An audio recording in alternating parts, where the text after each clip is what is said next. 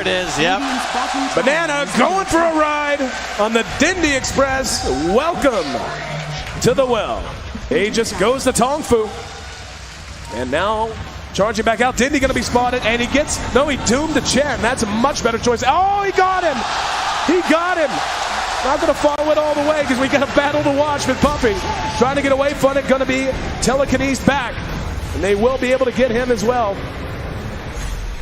There you so a 1-for-1 trade. And wow, Hal is still alive down there. Engagement breakout as Kuro. Oh, there we go. The hook got him. Zhan Xing taking the long ride to Shanghai. Welcome home. Navi's down. Can you say mega creeps? Navi, he got him. One more. This is what you call one for the road. Man, I can't.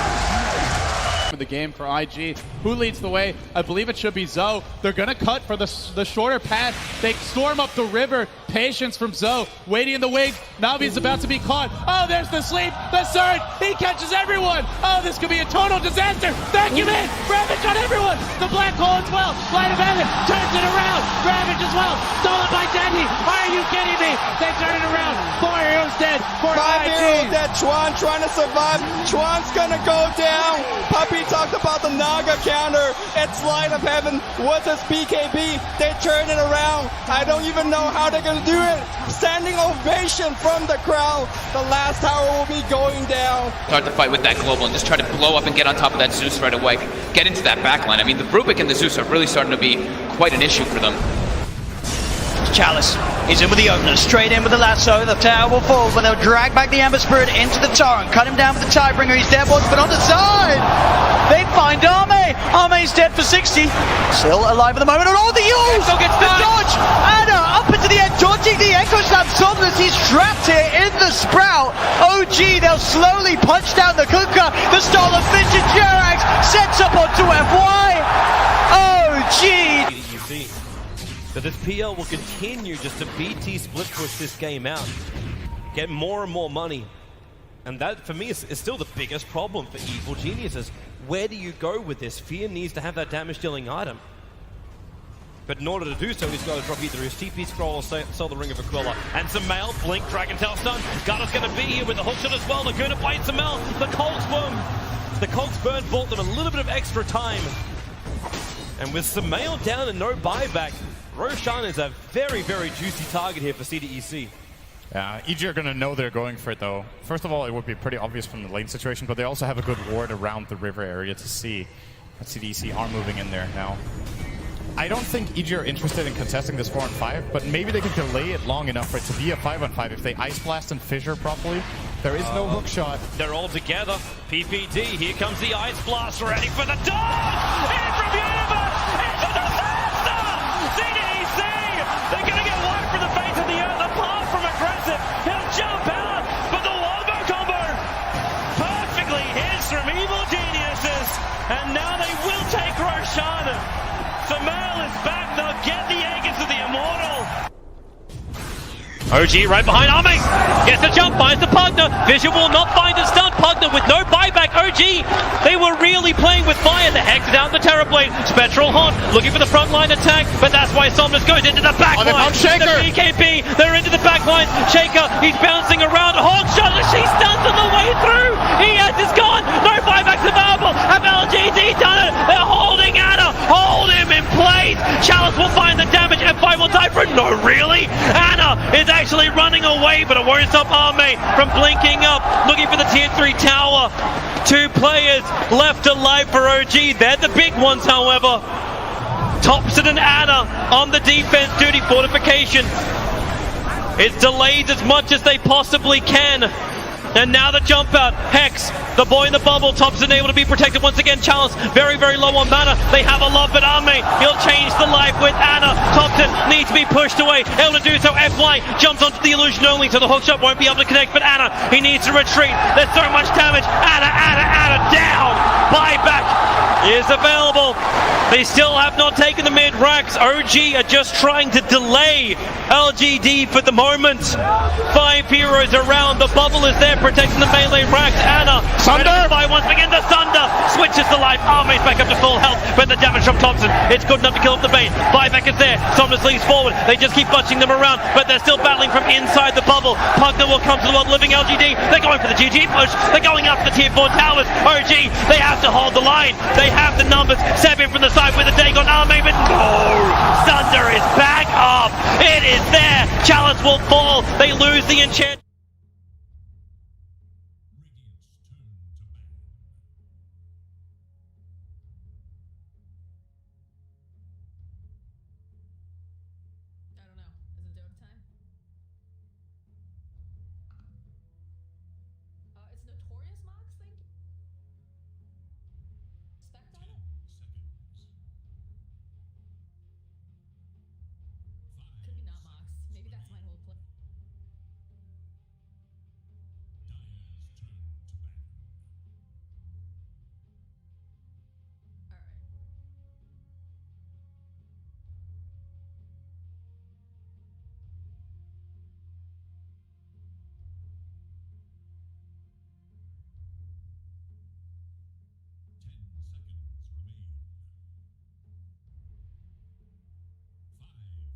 Back, guys, to the BTS Pro Series. We're on season.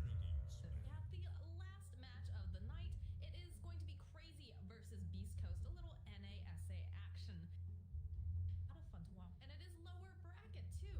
So the team that does not win this is going home. That's done. They're not going to get the chance to go and fight up against, you know, whether it's Quincy Crew or Infamous that make it out of the upper bracket final.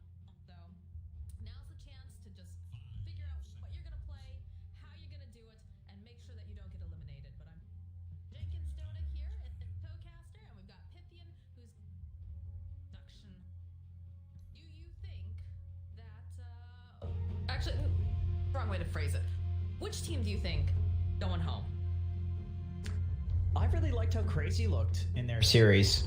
I think they were up against a very strong team who, you know, is usually one of the teams that makes it into the grand finals. And I think that it's a team that Zoomers, that is obviously, and that team also usually beat. They have the kind of opposite effect, and they GG'd out really early. But with that being said, you know, I'm sure they've had a talk. I'm sure they've figured out where their issues are. So who knows? Who knows? Maybe this will be a close one, you know?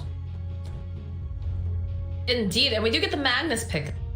Talked a lot about how, you know, we're pick up the Magnus as a 5. We have also seen Chris Luck running it in the middle as well. So a flex pick, bit of one of those, you know, what can we expect out here for like? And I think that if you're able to have some sort of guess side of Crazy, I think that's very beneficial. Because Owie over the drafting. This is a guy who's playing 4D chess every time he goes into the draft. Okay. Okay, I see. So Batrider comes out. I think the reason for this is because there's some suspected, you know, Magnus combo, obviously, they're maybe considering picking it here because if you let it go through the second phase, then you're missing a hero that's good against Bat and also good with Mag. Because if you pick the PA, then you're picking PA into Bat, which seems like suicide for the lane. But where are they laning the Bat to? Yeah, you can lane it anywhere. I've seen Bryle play the Bat. KZ play it. You can sports pick it. Oh, right. Okay, so they... See. I like this. Forgot about this hero. Yeah, this one is... How did you forget about this hero? He's so popular right now. Well, it's you know, it's not like a traditional Magnus hero, but Void is just so good that it doesn't really matter. He's like a melee hero that does well against the Batrider, of course, because of the time dilation working with that sticky napalm. So you know, it's not the best back counter, but it's also not the worst. It's not like a PA where you're gonna get dumpstered by Bat and lane. If they do choose to send it off lane, I'm not saying it like has to be off lane. It's just having that option is very nice to send Bat off lane. So I think Invoker is a must ban. I think Owie is not out of his mind. Crazy, you could say. He's not gonna let the Invoker through. That I don't think he'd pick up the Invoker this. 5 seconds remain. Like second phase the Invoker, you definitely would. You have Faceless Void, some mag buffing combo, and then the Cataclysm. You have like both the buff and the Cataclysm combo for the Chronosphere. I think you either have to ban it or pick it if you're crazy. A Whisper man. Yeah, I like a lot of opportunity. I like that. I think I like it more as a Whisper Magnus, and maybe pick up an Elder Titan to go on with the. Yeah, sure. Yeah, ET, very nice with the double team fight combo. The only thing is, if you did run ET, then you're running an ET into like an Earth Spirit Batrider lane possibly, and that definitely is not great. That's not great. Yeah, it just gets a bunch of napalms, eventually dies to the ES. You can't just run in and right click the Batrider. I think you have to ban Invoker here, right? There's no way you let this through. I don't know. He's drafted. Maybe he wants him to pick the Invoker. Maybe he's baiting the Invoker, like he baited the Drow. Sure. You get like a Wraith King or something epic like that. Just survive the team fight. He really lets it through. They just ban all the purges. They really just ban all the purges. This says to me that it's probably going to be a side lane bat, because I don't see why you would ban all of these counters, or that they really want to be able to put this bat in a side lane. Because these are like side lane counters, right? You don't see Legion mid too much. I know Chris Luck has done Legion mid, but you're not going to. There have been a lot of people that have done it mid. Sure. Style has done it mid. Faker's done it mid. It's not that good. Gunner's done it mid. It's really not that good. It's like it's fine. It's fine, but like when you ban Abaddon, God, I can't get this hero's name right. And then Oracle, like these are side lane counters. You're never gonna run an Abba mid. You're never gonna run an Oracle mid, obviously. Right. So I mean, once upon a time you could have. Long been. If you want to lose, yeah, then sure. That's a surefire way to lose. Yeah. Other thing that you need something that's gonna be able to.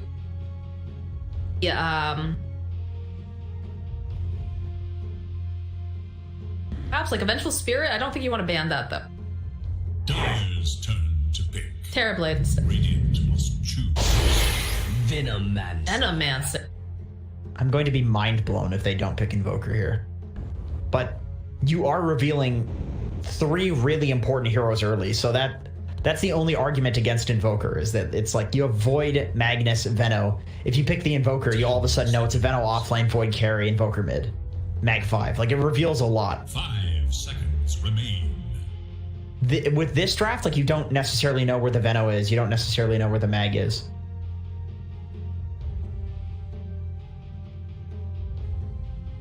Yeah.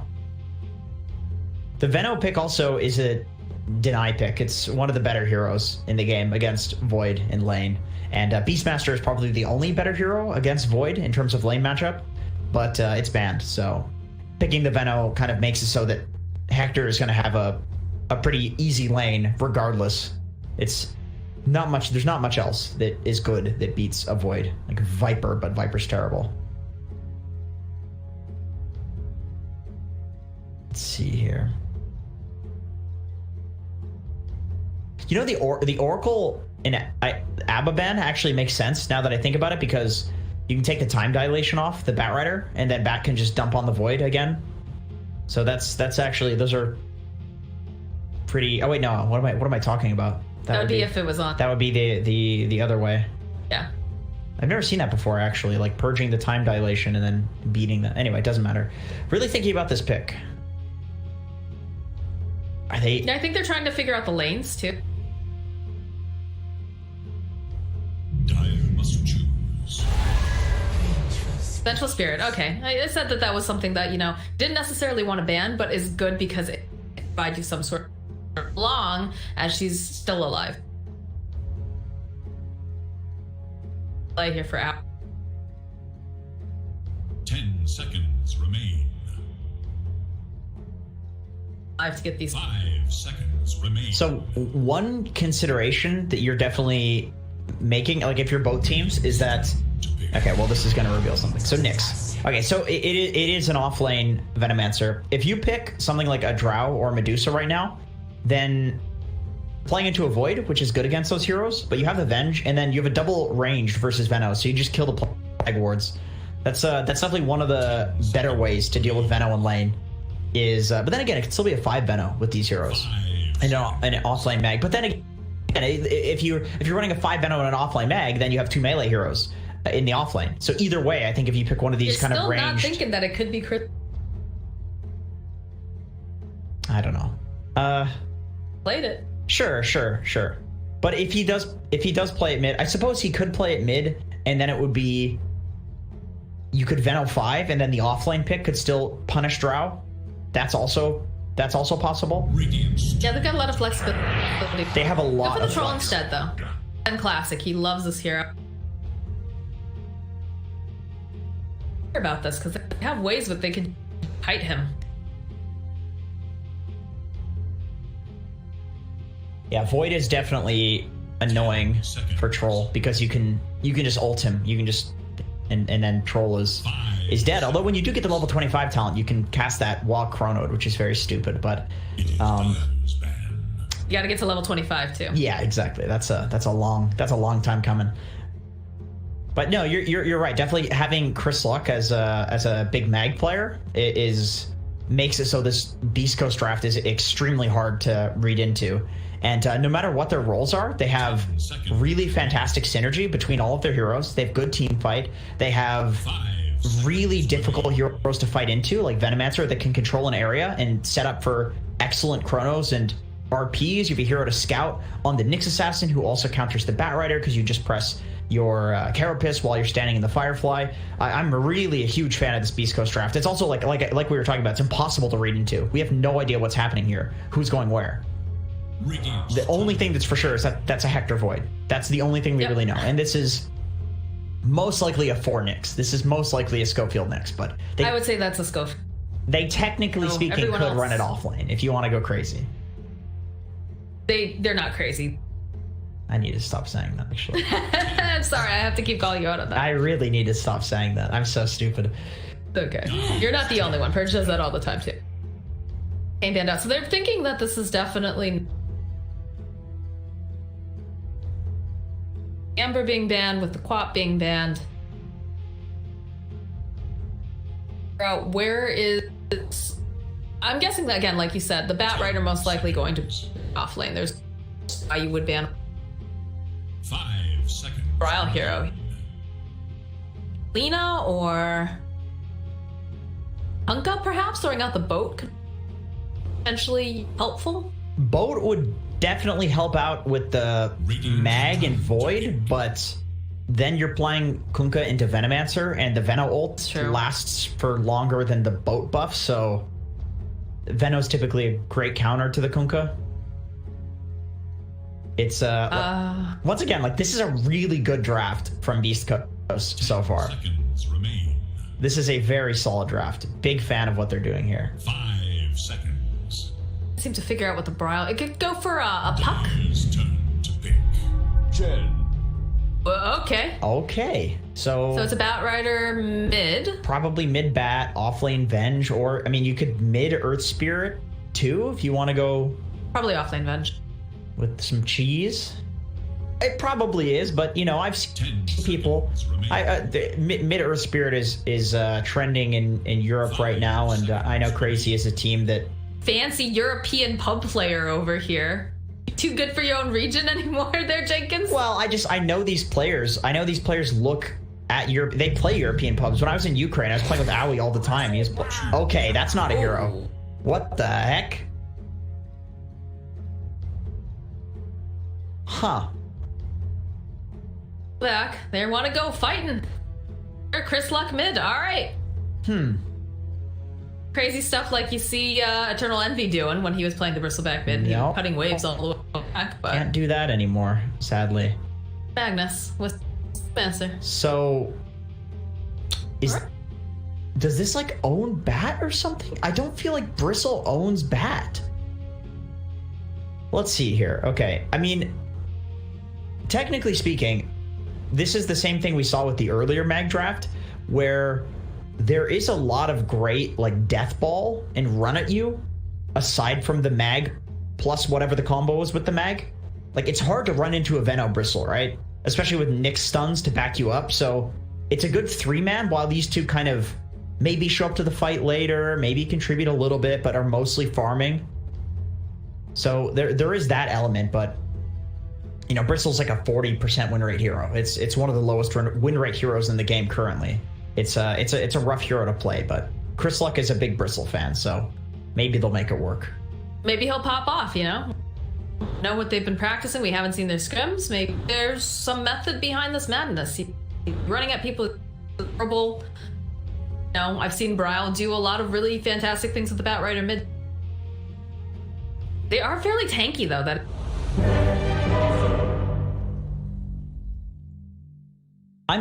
Venomancer. I'm guessing the call was something along the lines of like the way Bristle plays a game is just like the antithesis of how Crazy wants to set the pace of the game. You know, like they think that as long as they can set up Bristle and a Veno in front of towers and defend from this like Chen Venge pushing lineup, that they're just going to outscale with the Magnus plus Faceless Void. That's kind of where I'm at. Is probably Chris Luck made the call that like, guys, this is like a free Bristle game. Like if we just get Bristle, they're gonna have to commit so much killing him that our Hector Void with the Magnus in power is gonna just carry us.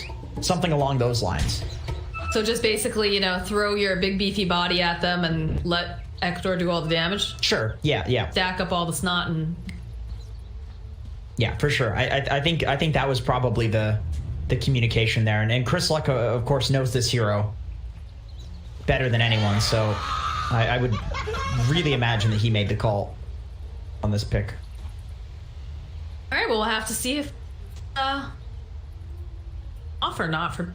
Yeah, this is a lower bracket match, guys. So this are going home. They're not going to get to play any further. That is the end for them.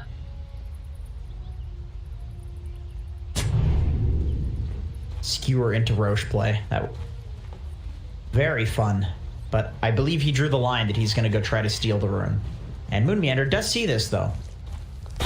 Walk right up to him. Prowl's here, though. That's Sticky, the roll forward over onto Stinger. Trying to fight over here for playing the offlane Venge as expected. Grab one, Owie will grab the other, and Chris Luck should be able to even split. Yeah, nothing too fancy happening at the runes. Just 3-manning on both sides. Classic stuff. Yeah. I'm really interested to see how this mid matchup goes because remember, Chris Luck picked this into Batrider, so he must be confident that he wins this lane or at least does fine and it's good for the game. But I feel like Bat against a melee hero should just kite and own him, but we'll see. I mean, both of them are trying to stack all their... But it's a little bit easier for... Again, to skewer back over onto Moon. And Hector just really wanting to farm up, though, for the... There.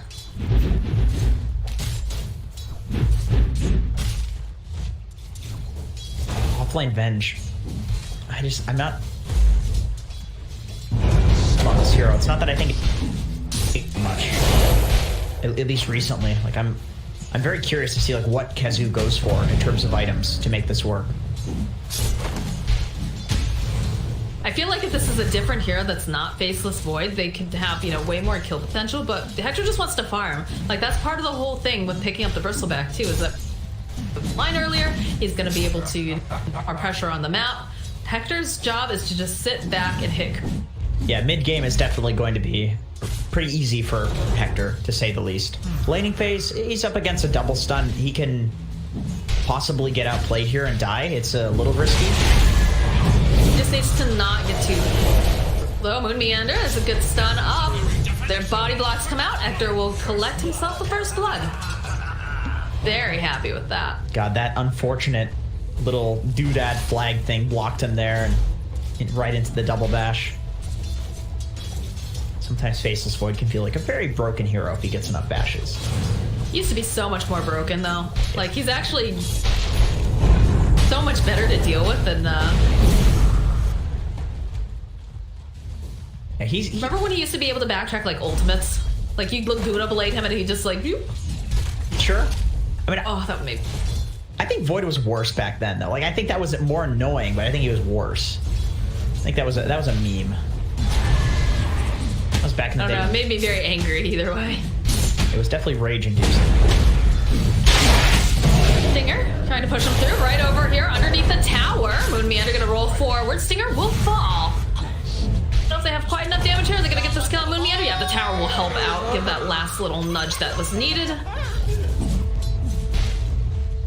I think you're totally okay with this. I mean, this is, once again, like a mag lane.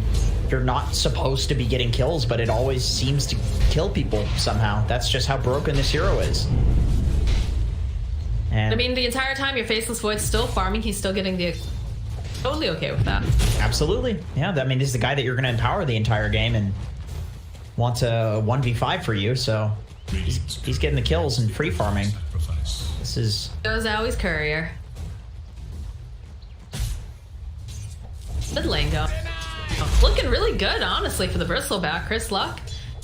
Careful, does have quite a few stacks of sticky. We'll get bounced back by Brile, though. Pop his stick, and he's too close to the tower. Brile actually might go down here if he's not careful. Quite a few stacks that does have that bottle.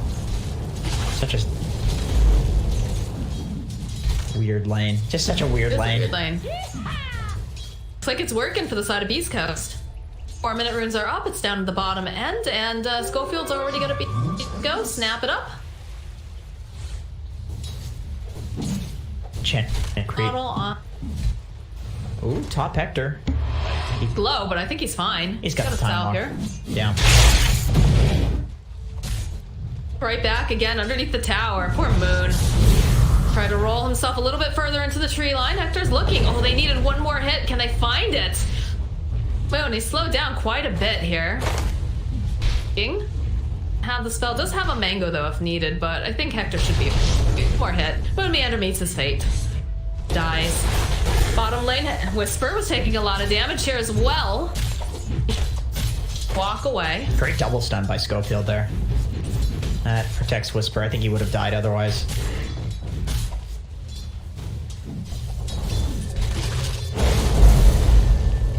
Have a rotation coming out. Chris Luck has 5 stacks. Luck. Got too many stacks on him right now. Doesn't have enough charges either, especially. But oh, he got the kill first. He still gets a kill on Brile. He gets the experience before dying. Man, what a strange lane.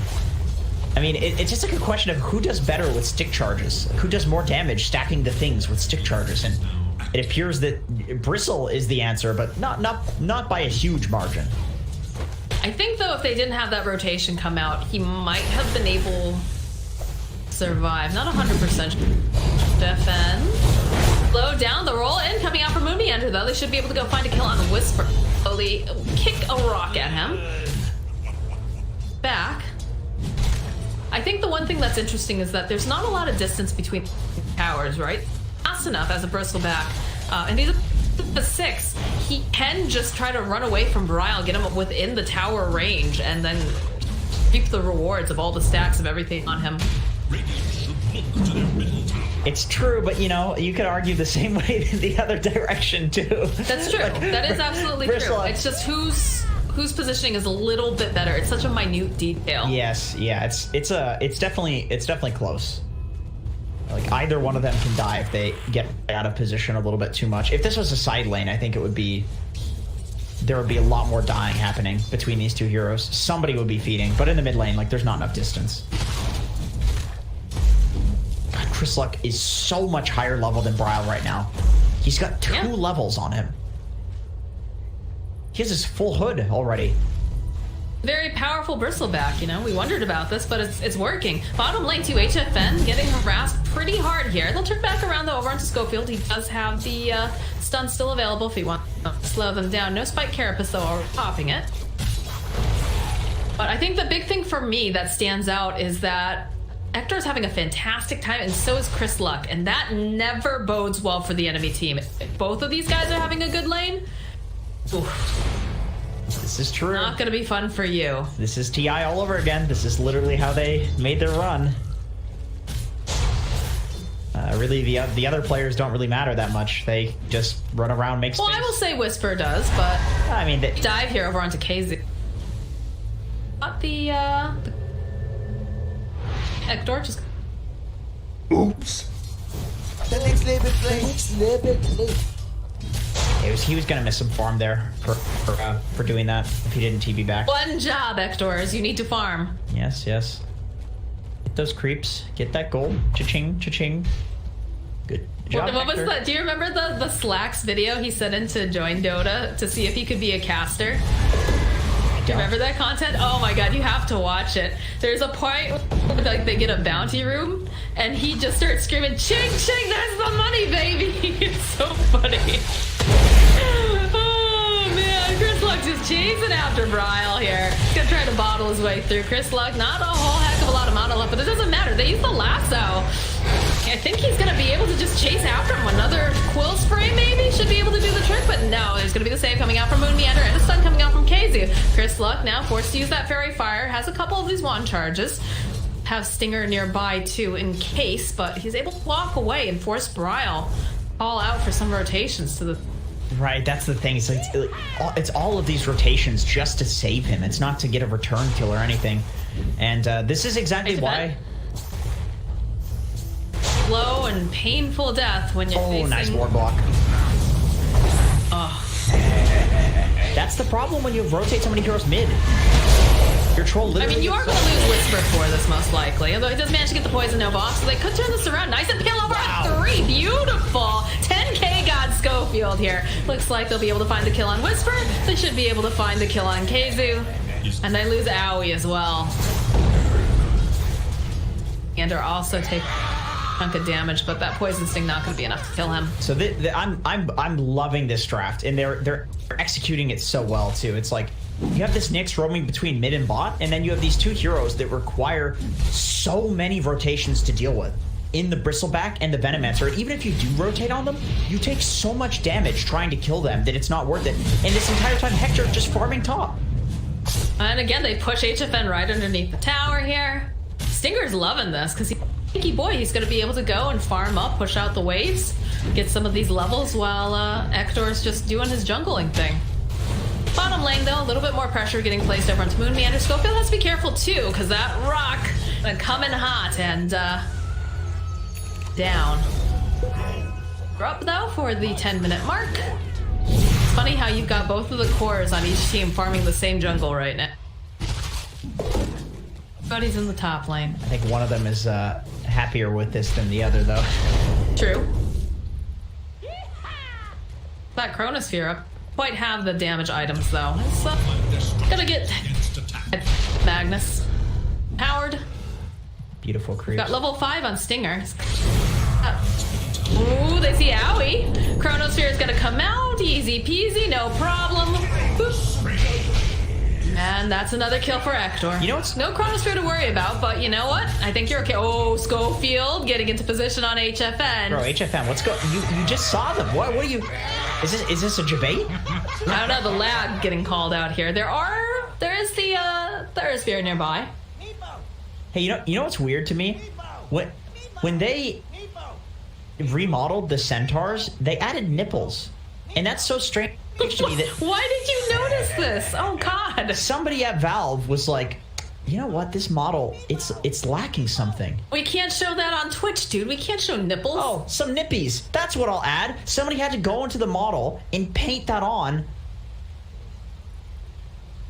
Who at Valve is the sick? Look, we're not gonna kink shame people, okay? They want to make themselves some nipples. They can make themselves some nipples. You know what will be great in this remodeling? Just some big centaur nipples.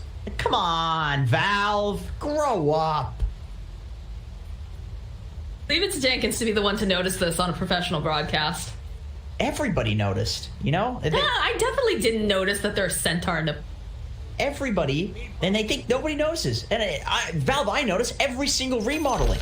Every single remodeling. Well, let's see if HFN will be able to survive. This is not looking super great because they even use the RP, but no, it looks like they'll be able to turn this back around again with that centaur stop, and the power of his nipples will get the kill on Stinger. And Schofield now forced to try to run away. So, bit of a, felt like a puppy pause there. That's gonna be your chat wheel. What is it?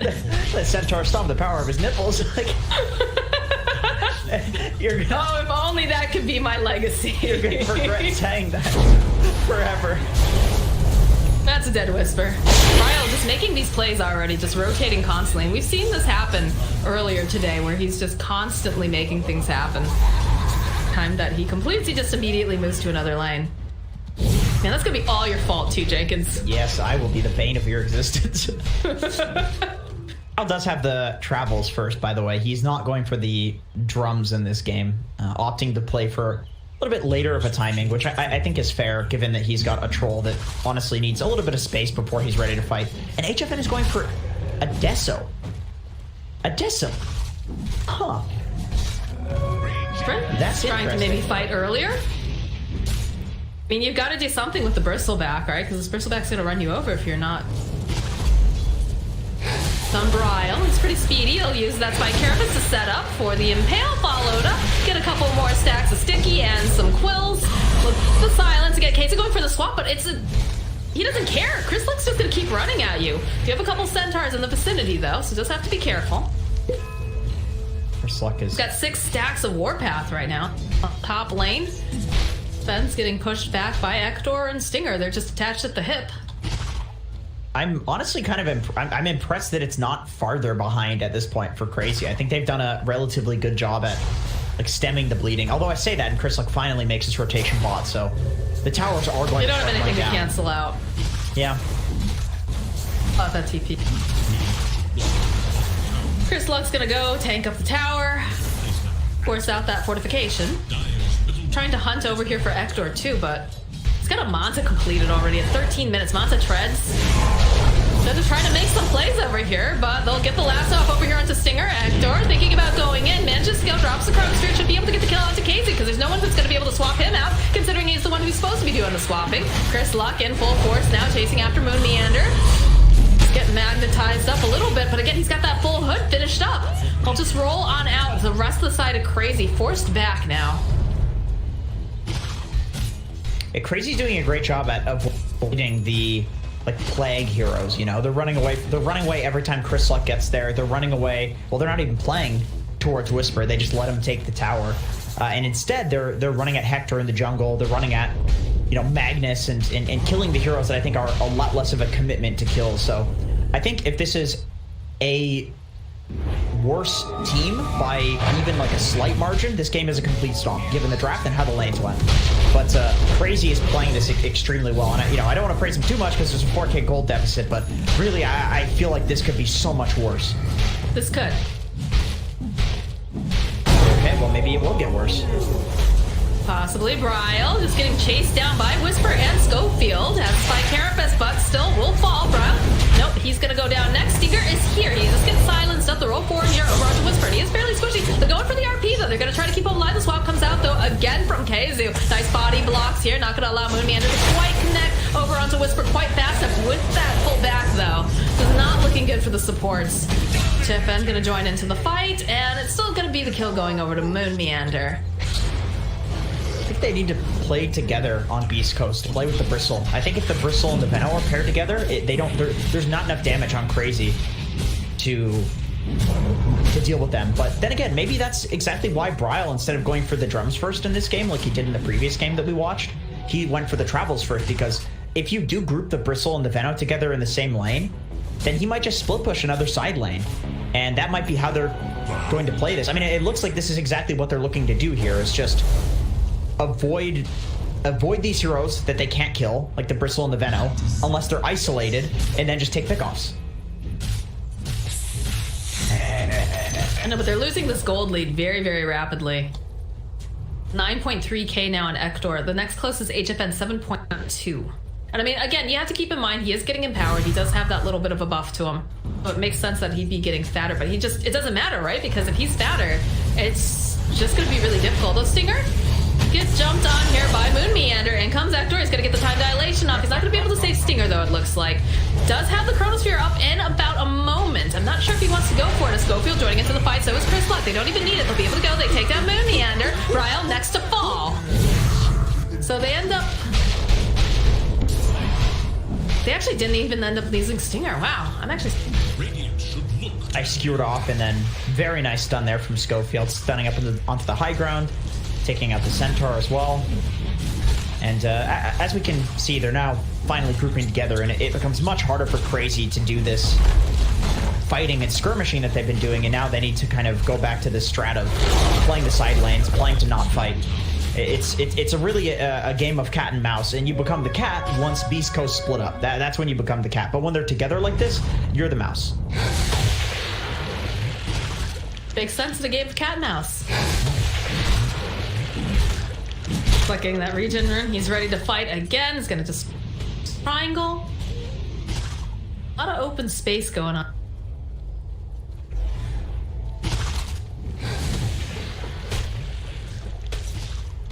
Boards coming out. I feel like they want to take this top tower. Gives him Ward, sees Moon. That's in that really nice ward, actually. Got the whole wraparound going. The rest of the team coming in hot, although Bryle's gonna come in here. Oh, the Chronosphere coming out from Hector, though. Can they take out Brock fast enough? No, he's gonna get swapped up. Followed up, Stinger getting up the RP. It's beautiful. They take that out. They'll follow up with Whisper's big ol' ultimate. And now they just need to try to run away. The buyback's coming out from Stinger. They want to fight this. The Handagod's gonna get used by Chen. They want to try to keep him alive, but they lose cases. They use Moon Meander, and they're still looking to see if they can go and grab Bryle. Trying to get a little extra moves. Quite grab him. Do manage to get multiple buybacks out, though. One from the side of Beastcoast, and of course one from the side of Crazy, just for that Hand of God heal, but it opens up the pit for Roche, and with the bristleback, with all the goo and whatnot, it's going to go down very quickly. So it's not going to be fun for HFN. He's not going to be able to go in and get a Roche early on at all. Yeah, and I mean, this... Why they're hanging around here. This is... You don't want this. Bryle, nope, there it is. Aegis gets picked up now on Hector. They managed to go stun up Bryle, too. The follow-up with the Impale with the Shockwave. Just hold him into place. They've got that clumsy net. And immediately, the time dilation, it should be a very dead Bryle. They go right back up to farming. Beastcoast is very happy with what they've just achieved. I don't even think they were trying to fight there. Like, I think Stinger was just getting wards on them. I was like, oh, Moon Meander's here. Uh-oh, I'm getting focused. Okay, Hector, nice 3-man chrono into RP. Like, it just kind of happened to Beastcoast, you know? And somebody needed to kill Stinger in that, or disable him in that chronosphere, because you know he was spamming that RP button. Oh, yeah. They needed to just finish killing him, honestly. He was so low. If they had just finished him off, wouldn't have been an issue. Goes the top tower. Lane, be able to go collect a kill on Stinger. Again, this is your position 5. I think you're okay with that. A lot of people in the mid lane trying to kill him, too. Yeah, Moon just rolled in, basically, and then Schofield tried to save him, and then they both just ended up dying. Classic Beastcoast. Classic. Of course you're farming, though. Once again, classic Beastcoast. 13k net worth lead now over on Hector. KZU?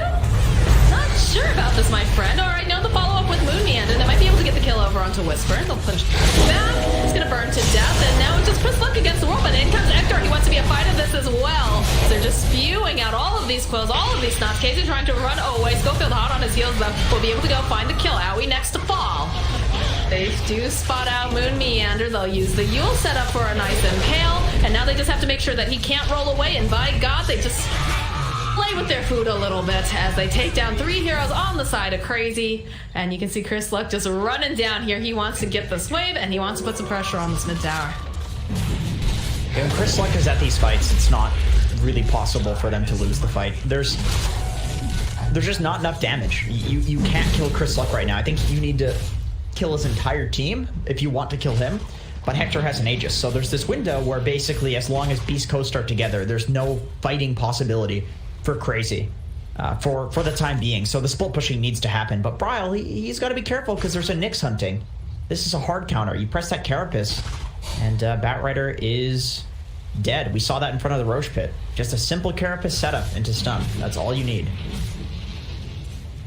He's even got the Yule Scepter too, to have a little bit something extra to set up for the stun, but I think Ash is paying off. I was gonna say, I think a second Yules would be really nice too on their team, and it looks like Whisper is building it. It's just such an excellent counter to troll. Hector? He's got the Chronosphere Sphere too if he wants to try to go for it. There's going to be the swap coming out from KheZu. Nice stun. Stinger following up will be able to get the drag back over onto KheZu. KheZu, this is just not the way that you want to be having this Vengeful Spirit go down. You want to make sure that you save it so that way...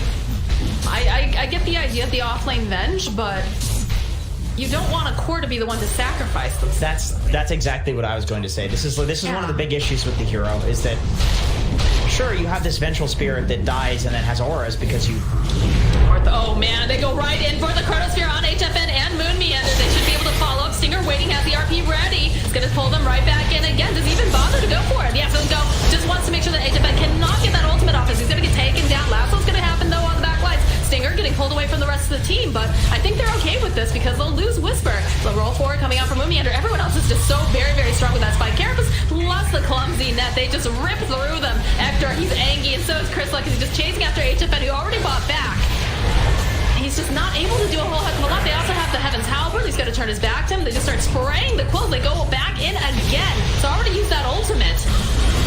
The Yules buy a bit more time. The drag back. That's a dead HFN for 70-something seconds. And they call GG. They've had enough. 22-minute game. And a dead owie to boot. So I think looking at this game, it doesn't look like Beastcoast is a significantly better team than CR4ZY by any means or anything along those lines. I think CR4ZY actually played quite well given the situation that they were in.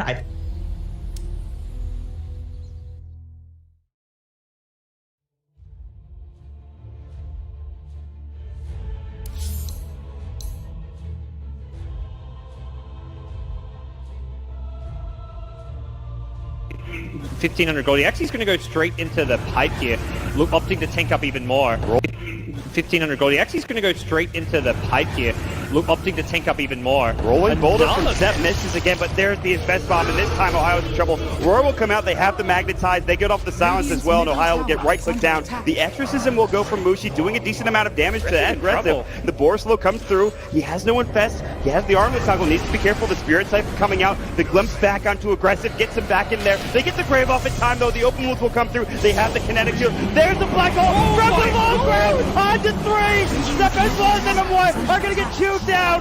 3 dead, Mushi gets a double kill. DJ, are you kidding me, from the low ground? DJ, God, the crowd, he just goes insane as he hits the black hole of his life. And Likely could just give this one up. The vision advantage with the Hawk does help.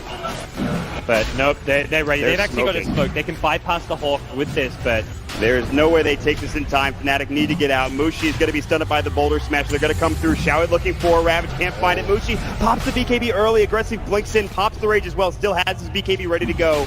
They really want to contest this and take it down as quickly as possible. They get the refresher for Ohio. It's coming out. Double Roar is ready. Can they find a kill off of this? Maybe he's walking up with the Silver Edge. Ohio's going to get caught first. Ravage catches onto 2. Black Hole counter initiation. Static Storm on top. Aggressive is low. They get up to Static Storm. Shower pops the refresher. Not enough. Maybe he's getting chewed through by mid 1. They get up the Roar. They'll lose 2. They'll lose 3. They buy back on the Tide. He's got another Ravage. They have no buyback on Maybe. What an initiation from DJ. Secures another kill, and Tongfu is going to continue to push. They're not done. Mech still hasn't even been used. There's a hook. How? Brought all the way back to the base. Cleaned up by the fountain. And waddles his way back to the front lines. Well, like I said, it does waste time, but they kind of need it. I mean, they need to be able to just eliminate somebody from the fight, very similar to what Mu can do for Tongfu. So if he had been a little bit farther up, he would have been able to throw the hook, but the thing is there was a range creep in the way. There it is, yep. Banana going for a ride on the Dindy Express. Welcome to the well. Aegis goes to Tongfu. And now charging back out. Dindy going to be spotted, and he gets, no, he doomed the Chen. That's a much better choice. Oh, he got him. He got him.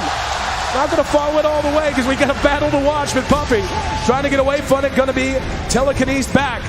And they will be able to get him as well. There you so a 1-for-1 trade. And wow, Hal is still alive down there. Engagement breakout as Kuro. Oh, there we go. The hook, got him. Zhan Xing taking the long ride to Shanghai. Welcome home. Navi is down. Can you say mega creeps?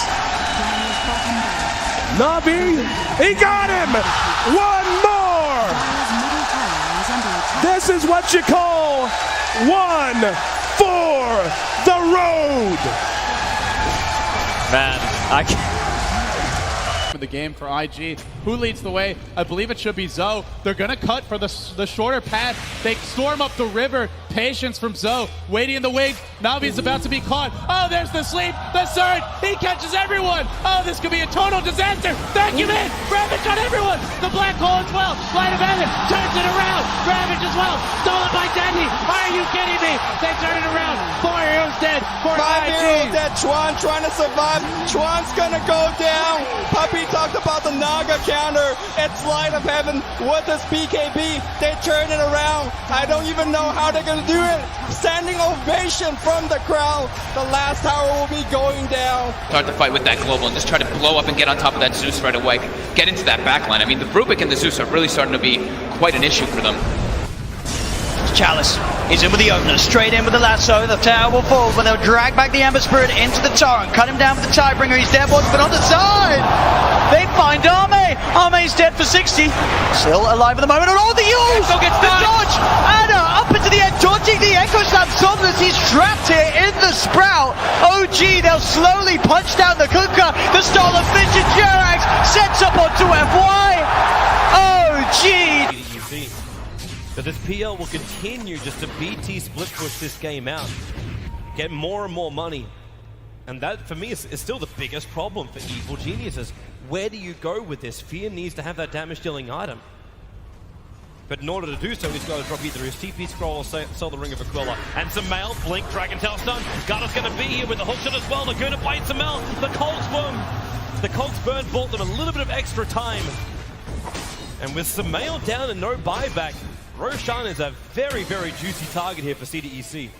Yeah, EG are going to know they're going for it, though. First of all, it would be pretty obvious from the lane situation, but they also have a good ward around the river area to see.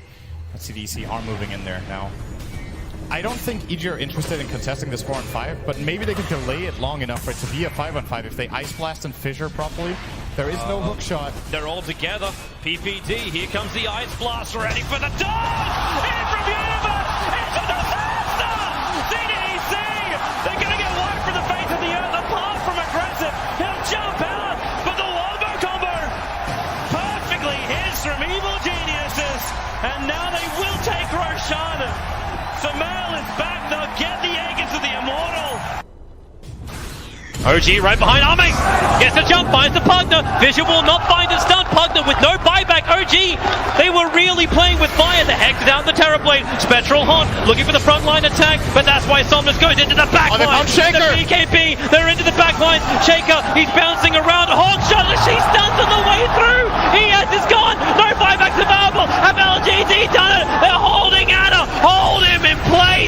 Chalice will find the damage. F5 will die for it. No, really? Anna is actually running away, but it won't stop Arme from blinking up, looking for the tier 3 tower.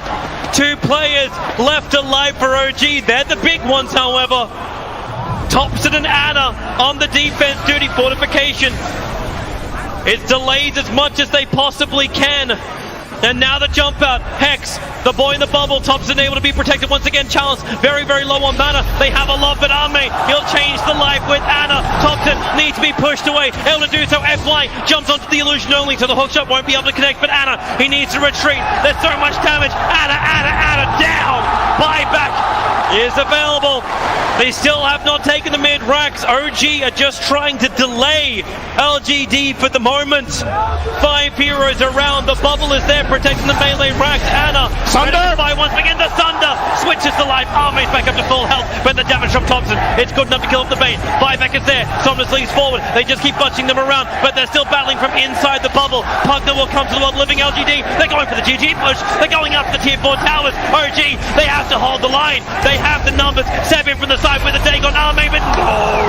Sunder is back up. It is there. Chalice will fall. They lose the Enchantress. FY pushing around Anna. He's so low. Can they get the dieback on him? You bet your Nelly. they can. Arme still very, very low. The blast will kill him off, but buyback. LGD want this now. LGD, or can they? Backing up? No, they're not. Terrorblade, BT's forward. The ball is up. Thompson needs to defend. Xnova very visible. You've got a very, very low life Mirana, but OG, they can't find the target. Xnova, he's got the grip, he's got the control, he's got the kill. Thompson is down, but ES is up. Where the Echo slam. Oh, there it is. Pushing forward. There's your slam.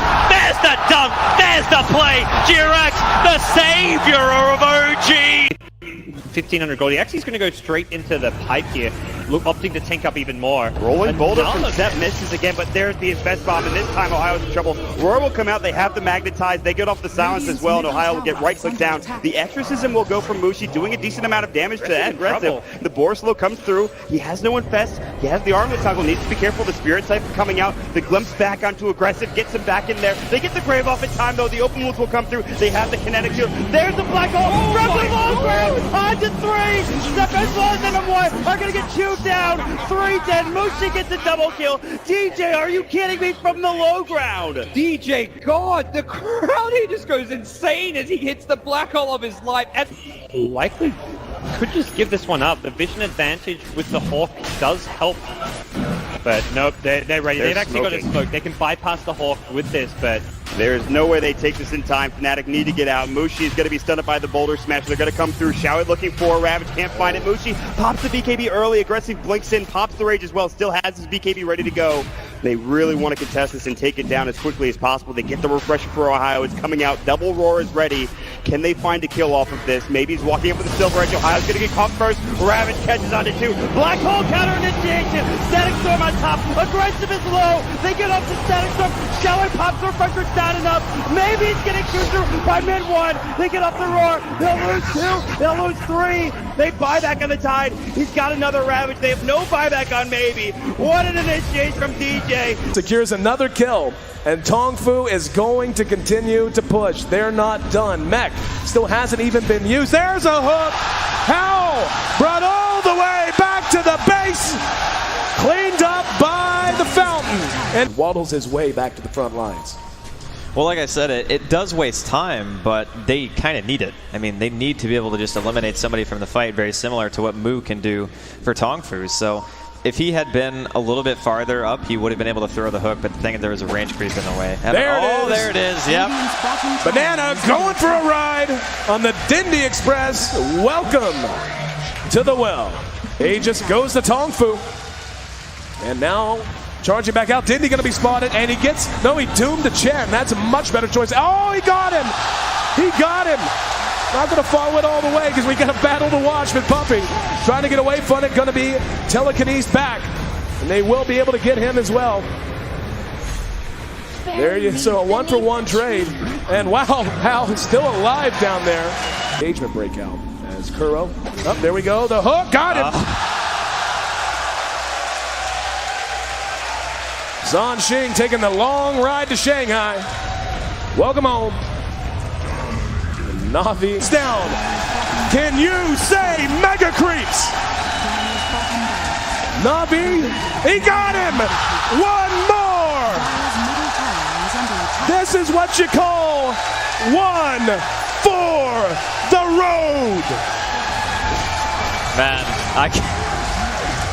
The game for IG. Who leads the way? I believe it should be Zoe. They're gonna cut for the shorter path. They storm up the river. Patience from Zoe. Waiting in the wings. Navi's about to be caught. Oh, there's the sleep. The surge. He catches everyone. Oh, this could be a total disaster. Vacuum in. Ravage on everyone. The black hole as well. Light of heaven turns it around. Ravage as well. Stolen by Dandy. Are you kidding me?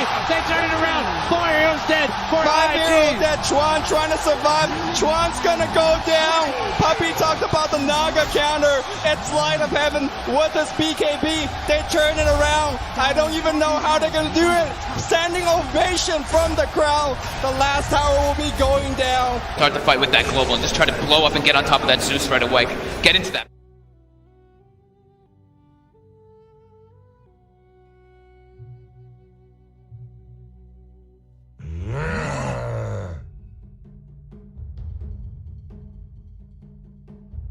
or she can go for this running in and tanking build. So I think like still taking that option away. It's like as a 5 position, it's not that important to stop her, but it is nice to have something. You'd rather have something than nothing. Oh, they're really thinking about this. Lord.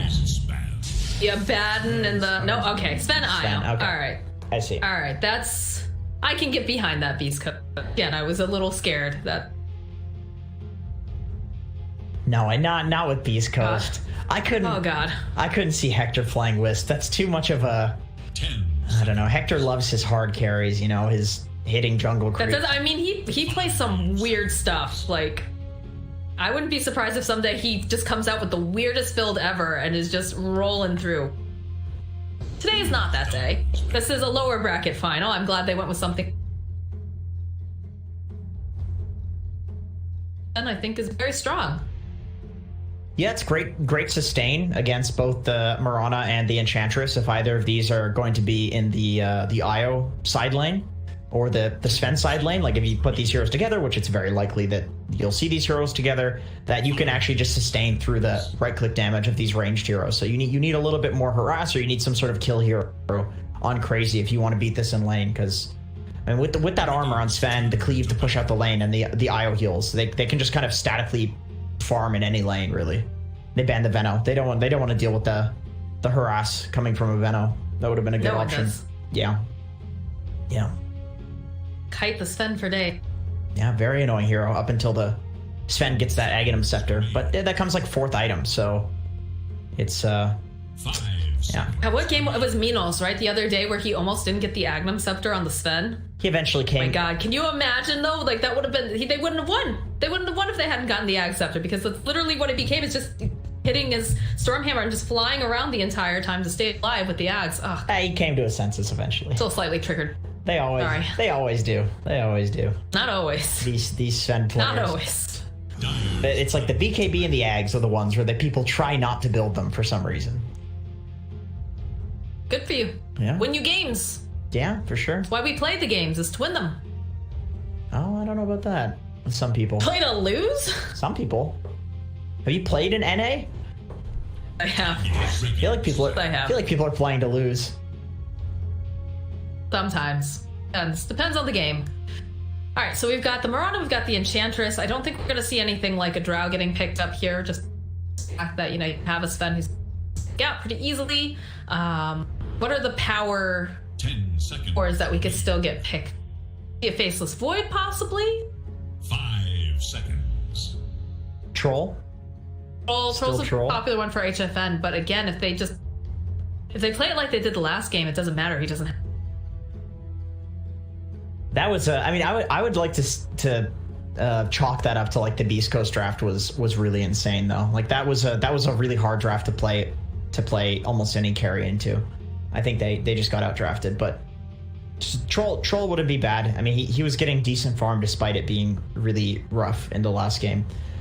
Let's see, two ranged heroes, so I feel like some sort of you usually want some sort of hyper carry with Enchantress because she just sets up for the lane to be so easy. We're losing a lot of like the best. Lost the spec. I think Drow's a good pick. Again, you could go Faceless Void. That is. 10. Yeah, but I mean, Void. On a Morphling, maybe? Could go. Yeah, that's true. That's true. It is a very good counter actually to the Sven in the late game. Go with the Gyrocopter now. Just it's all right, but it's. Gyro's pretty garbage without Io still. He's been that way for a while, even with the buffs. I mean, the buffs are welcome for Gyro players, right? But it's still pretty bad. I'm really feeling Troll. Like you could PL, but you're PLing into Sven, who just has cleave. But it is one of the you could. The remaining carries. Jug's a thing, but I don't really like. Jug into Sven is pretty garbage. Physical damage hero against the Jug, and then a hero's good against physical damage in the Sven. That's why Troll will be pretty nice, because he's just like, he does so much damage, and he can get that he like doesn't care about physical resistance, and he can get an MKB and just perma bash and root the Sven. Like Troll can win any carry matchup if he's given an actual 1v1 against them, because he just perma roots and bashes. Clockwork, I like that. Yeah. good disruptive hero, I think, and you know, when you have an IO as your other support, you really need somebody to be like active but not need items. Clockwork doesn't really need items, and he can run at people still. Well, I think the value too of having Scope, not only the fact is he going to be making early on very active, but also the fact he can separate these fights, and that's one thing he excels with. So, you know, you're going to see people, they're going to try to go after the IO because so being able to like kind of reposition fights in ways that they can't reach him, and he's going to live is very, very valuable. Yeah, 100%. I mean, Schofield is like one of the most disruptive players, just generally speaking, too. So talked about him just at you, and you're like, oh no, it's Schofield. This is the hero for that. So Beastmaster, I think, is pretty bad for the lane in terms of like IO Sven. I think will do very well against Beastmaster, but with that being said, it's extremely good for the game. This Beastcoast lineup right now looks like it's just the Sven that's going to be doing damage, right? And it looks like the Clockwork and IO, they don't do anything. They just enable the Sven. So if you just roar the Sven, it's this current draft with Beastcoast looks really awful. So I think you need to pick something for Chris Luck that's more of like a carry. I like this. Okay. I like the Underlord pickup. I throw down the Pit of Malice, and you cause so many problems with the Underlord with the Clockwork. Got two different like little that you're trying. If Timber was still in this pool, I would say 100% this is a Timber game. The other options that are not as good as Timber in terms of completely destroying the strength heroes are Necro and Lifestealer, and they went with Lifestealer because they need a Hector hero, or they need an HFN hero, I should say. I don't like I understand why they picked up the Lifestealer, but I still think. I think it's Lifestealer against like a physical damage reduction guy in the Sven, so it's still kind of rough. And same thing with the Jug. You know, you have Sven who does tons of physical damage to the Lifestealer who has the magic immunity, and it's like, in theory, you can see why they picked it because of this percentage damage against literally 4 strength heroes. But yeah, no, I definitely agree that this could look really bad. I mean, that's just Lifestealer games in general. The hero can look really terrible if he's not an item ahead. I think they took out most of the best. They did, yeah. Leftover. 10 seconds. Not great, not terrible at the same. 5 It's gonna be rough. I still feel like getting Brile some Necro would be really good. I mean, it's slow. Like they have a lot of team fight though. They have the Beastmaster. I mean, just this like 4 strength thing seems so punishable, and I don't know about just the Lifestealer to punish it. See, what else That is is there? definitely Zeus, but then you're Zeusing into Clockwork Sven. That's not good. There's got to be a trump. There's got to be a trump pick here. You have 4 strength heroes on the other team. Like, can't be just Timber. But Zeus seems awful. Necro is slow. Although, and if they didn't already have a position for Okay. it, I'd say a Phoenix could be pretty decent. In fact, that's a percent. okay, it's Necro. If it's not banned, it's Necro. They ran this exact. They're against Team Brazil 3 days ago. They ran Silencer. Okay, ignore that hero. Necro, Mirana. Hate that hero. Necro, Mirana, Beastmaster, Lifestealer. Mirana, Beastmaster, Lifestealer. Sound familiar? Just a little.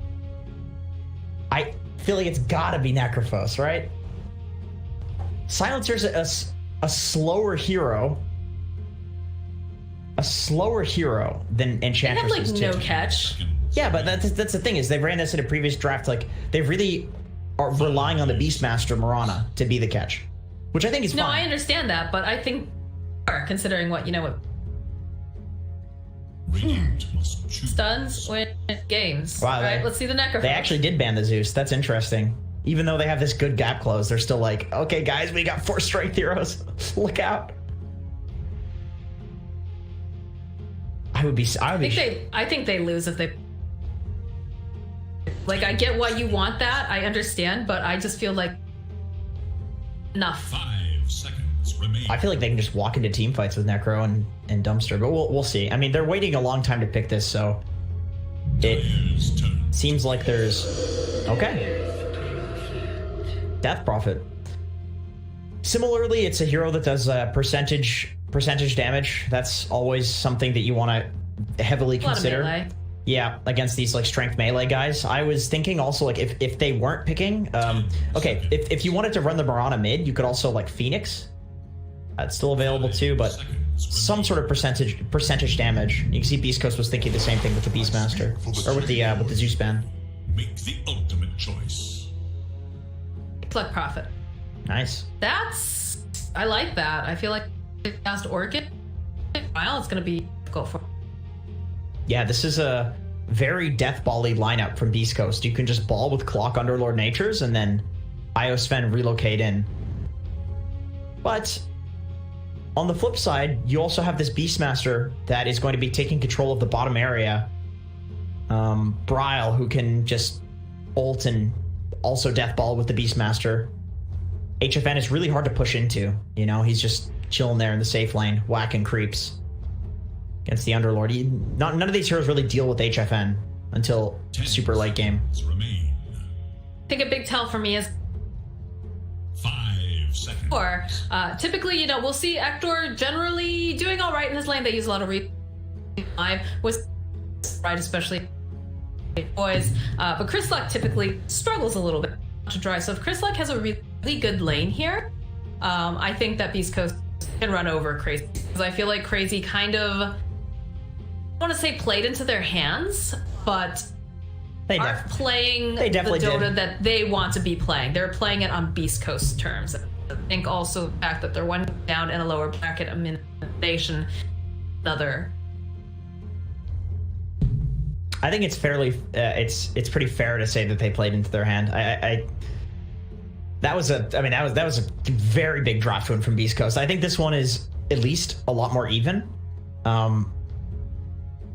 Just looking at these drafts, I do slightly favor the Beastcoast draft. I just feel like they're deathballing with these three heroes, Schofield, Whisper, and Kritzluck.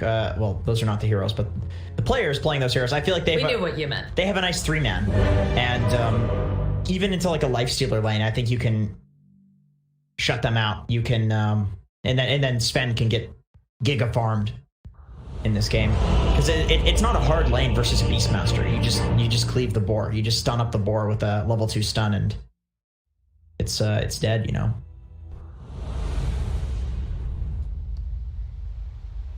But be the final game for Crazy, or it could be their redemption story. Have a little bit of a pause. Playing, of course, from Brazil. Schofield. I think Schofield is still playing from Mexico. No idea, but I think I say this every time. It would explain how he is so quick on his mechanics if he is still playing for Mexico, because he is a very clutch player, which you usually do not see on very high ping. Pretty hard. I think a lot of the things too, you have to keep in. A lot of these guys just play on US East anyways. Yes, yeah. It only makes them stronger, right? On LAN, yeah, but you know. Yeah. You gotta get to LAN first. But you're not having any of those for a while. Feels only bad, if there were man. LANs. Yes, that would be great. One. Yeah, those were the days. Back in the day. But I've never been to a LAN. I've never. You've been to a LAN. You shut your mouth. You've been to Moonduck LAN. Wow. Midas Mode was just. How dare you, sir? That was crazy. How dare you? I'm gonna tell Slack. Midas Mode was like a surreal experience. It wasn't a LAN. It's like literally for the audience there too. It was like being on something, but none of us were. It was great. That's one of the best times that I've ever had.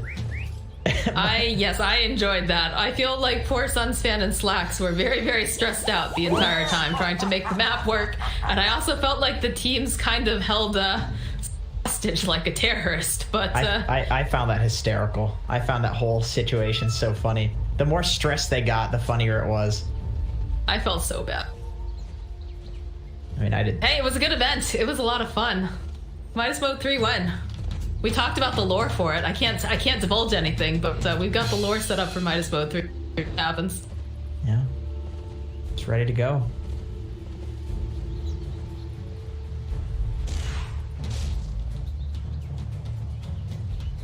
Just 30 seconds now. Ben walking up, wants a high five from the boys. Obliging. Come on, Schofield, don't be a party pooper. Poo. Don't poo, Schofield. What are you doing? Could have been worse. He could have hot peppered him. I hate when I get hot peppered. It's true. HFN's going for the Matumba Man build, rushing a bracer. Stinger? Go for that overcharge. Try to stay alive here. Oh, the arrow though. Oh, that was a long range arrow. Hector, I don't know he's gonna survive this. No, he's not. He's first blood. Casey having a great start to this lane. Wow. Yikes. They kind of griefed themselves up here a little bit. Like starting with that overcharge, that's going to be devastating in the lane. And then Hector starts out by dying too. That is. Yeah, I don't know why you wouldn't just try to tether away, perhaps, or felt a bit strange. Yeah, that was very weird. After such a disciplined game one too. That seems like something that a very undisciplined team would do. Is this? They're pinging. Maybe Schofield was saying, you know, I'm having trouble thing, and then they weren't paying attention. I don't know. I don't know what the excuse is. Sure. Maybe they just misplayed. Sometimes you just misplay. It happens. Uncharacteristic, I would say.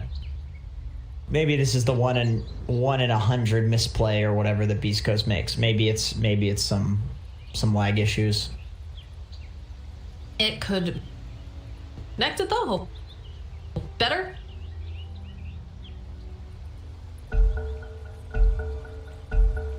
Now the fight resumes. But will it follow? After gonna have to TP back to lane. Going through Tangos here.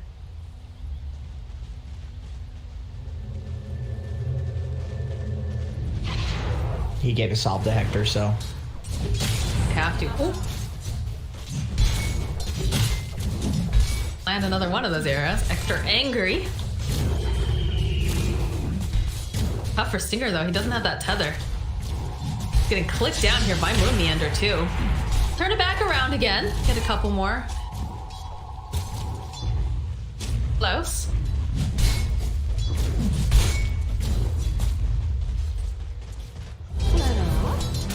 Bottom lane Whisper is a little bit vulnerable here at level 1. He's just super slowed here. Okay though. Getting a big double wave though. This is going to be a lot of experience. He's been just pushed back so far too. He's finally getting some of that XP. Keep your hands off. Riles getting a little bit of a lead here, 8-1. Kind of surprised that he's doing so well here. Nature's Prophet, very good against this hero. Ryle? Chris Luck. Just kidding. Like his lane's going super well. Top lane though, Stinger. Very, very low. Oof. I think he has something coming up. Does have the tether online too with the level. HFN's courier though gets sniped off. Moonmeander might find him.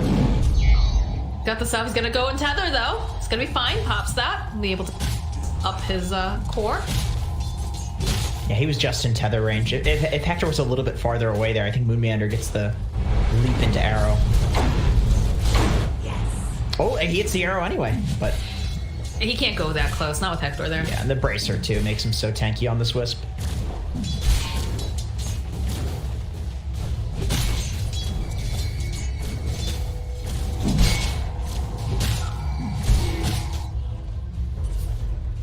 Post all the way back here. Huh. Just taking too much for us, but he did manage to have Owie just pay most of his attention to him, so Whisper was able to get close. wave, start getting some gold, trying to recover a little. Has the level 3. Yeah, this bot lane is just exceptionally hard. They're playing into an Enchantress as 2 melee heroes, and then Lifestealer as 2 melee heroes. Both of these Radiant heroes are amazing against melees, particularly strength heroes. Death Prophet sitting very low, but of course the nice thing about having a Nate Prophet is he can teleport himself lane. Death Prophet not quite as lucky. Is being used over here on Whisper. Trying to push them back. Doesn't really have anything because he's still level 1, so gonna have to juke around here. And freeze, pops himself a salve. Courier. Get another salve out here, trying to keep nice and healthy himself as well.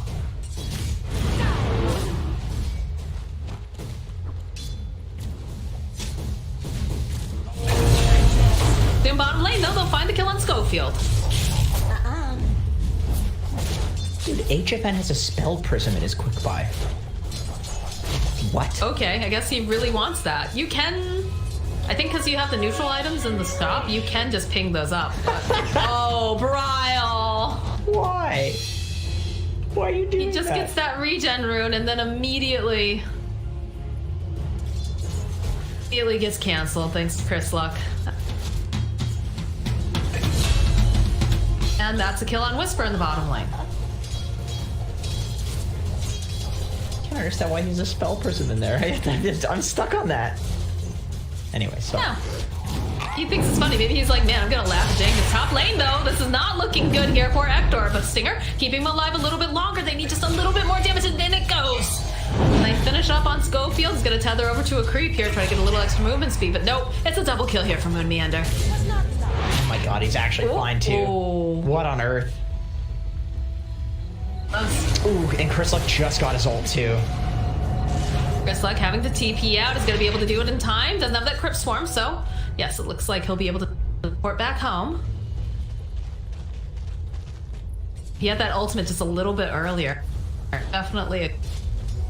Yeah, most certainly. That would have been devastating.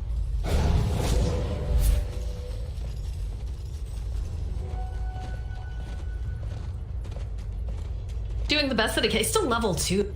That's unfortunate. Arrow being thrown out over onto Chris Luck. They'll just get the cart. Really hard to play against an Enchantress as any of these, like, tinies, clockworks. She just runs a creep at you, and you can't trade with her. You can't set up anything, because, you know, you're basically laning against 3 heroes because of the creep.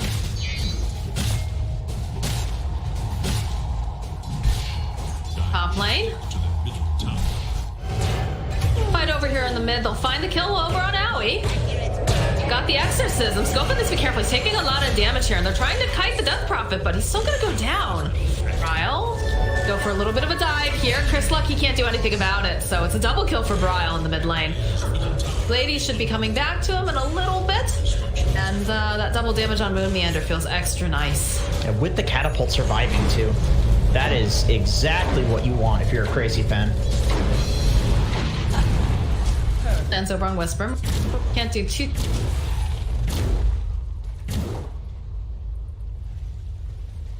Whisper does the typical TP in front of the tower, protect it, Underlord. This is basically his entire contribution to any game. Chris Luck has come bottom now, so it looks like they've traded off since the Underlord TP lane. They're gonna try to probably put some. Careful though. Have any way to kind of force themselves out. Follow up, try to push them back. Chris Luck fighting here, wants to get the kill over onto Moon Meander, has the Wrath of Nature, but it's just not quite enough to finish him off as that stomp comes through. HFN looks like he's gonna have himself a little snap here, so they'll get the kill on him. They'll follow up, get a kill on Owie. Schofield now trying to run away. They don't have the Horde Stomp just yet. It's like he's gonna be able to walk away from using your mid like that. That's bad. Good call from Crazy to identify that they're trying to put this Nature's Prophet against the Lifestealer because Whisper can no longer lane there, and Whisper's better at defending towers. So it's like, okay, well, this guy, you know, he can lane against the Lifestealer, but Nature's Prophet just dies if you run at him. So yeah, we're not going to passively lane. We're going to kill him.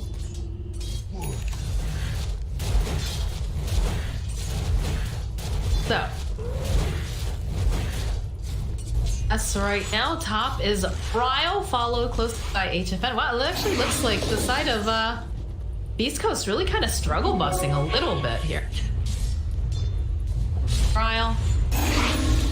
Dire's top tower is in danger.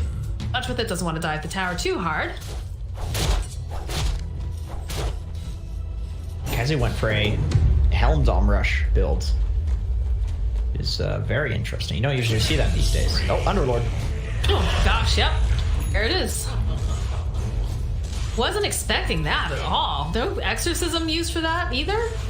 There is little hope for Dire. Nothing. Thor's gonna make his way over to the middle lane, throws out a stun over onto Owie, has that overcharge here. Should be a very dead Enchantress, plus the Wrath of Nature coming out from CR4ZY just to snipe it. Yeah, free kill on his way to farm those stacks. Pretty nice. I don't know who you can send to defend this top tower here. Pretty difficult. Whisper doesn't even bother, he just heads mid. Tower is under attack. I think the mid tower is more important anyways.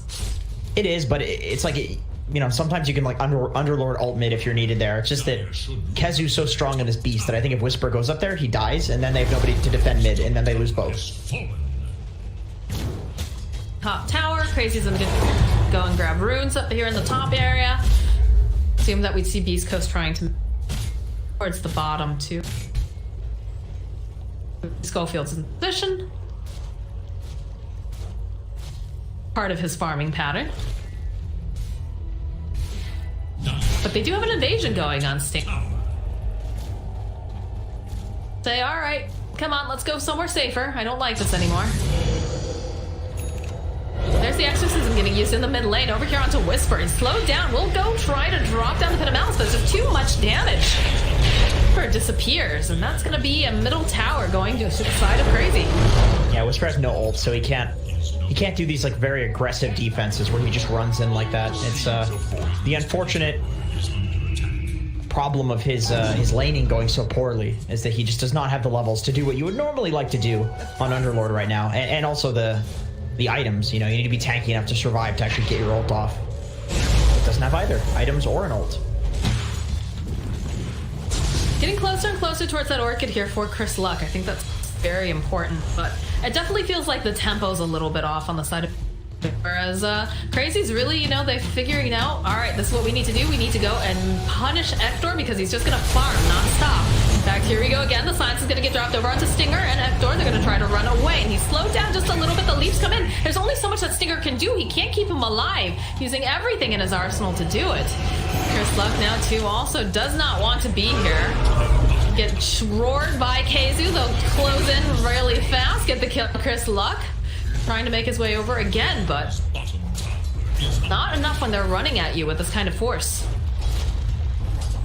This looks like a totally different team from the last game. Well, you know what? It kind of doesn't. I feel like the last game was really hard to run into Beastcoast, so there had to be a bunch of like evasive maneuvers happening, and that's not really something that's super popular in this patch. It's way more about group fighting and keeping pressure on, and CR4ZY's doing it in this game.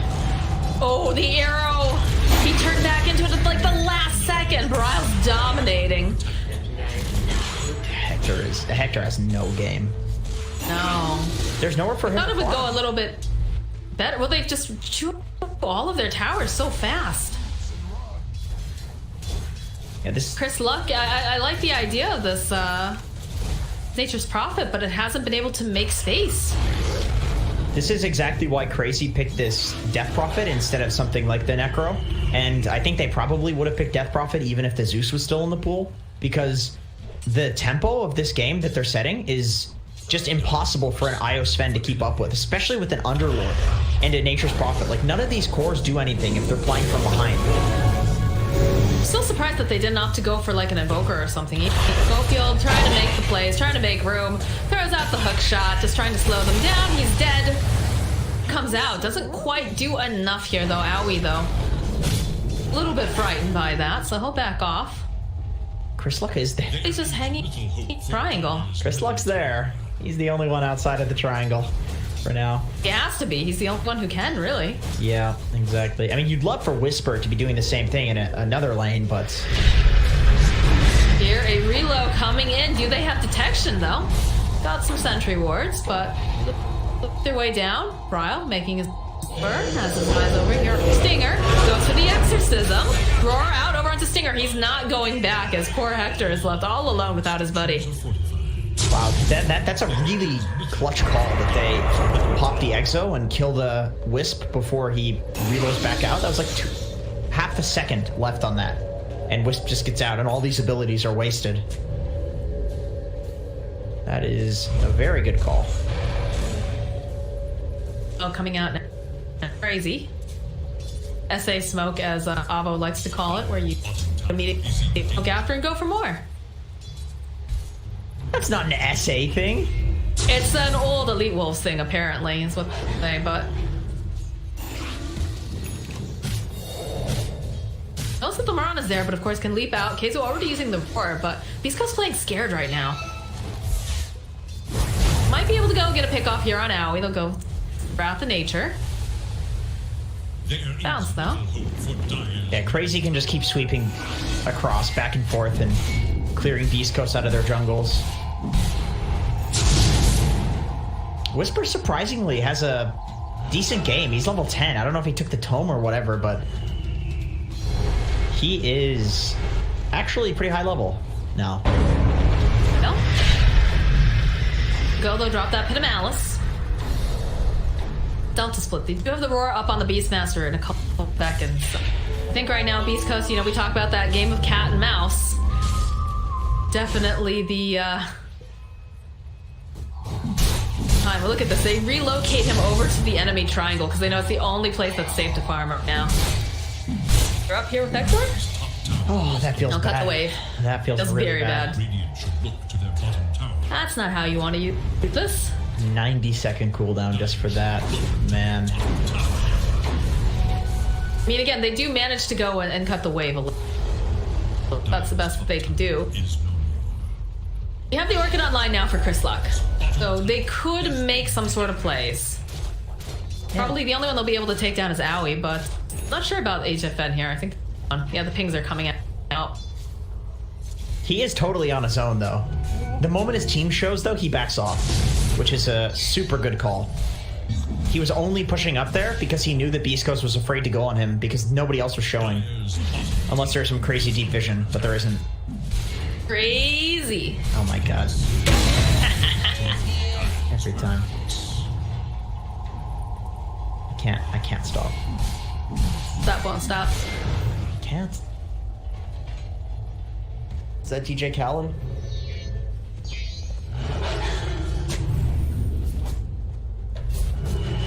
Boarding over here, and the Beast guys, they don't like that they're in their jungle, but they can't really do anything about it, especially not with Hector being down in the bottom lane, still trying to farm up.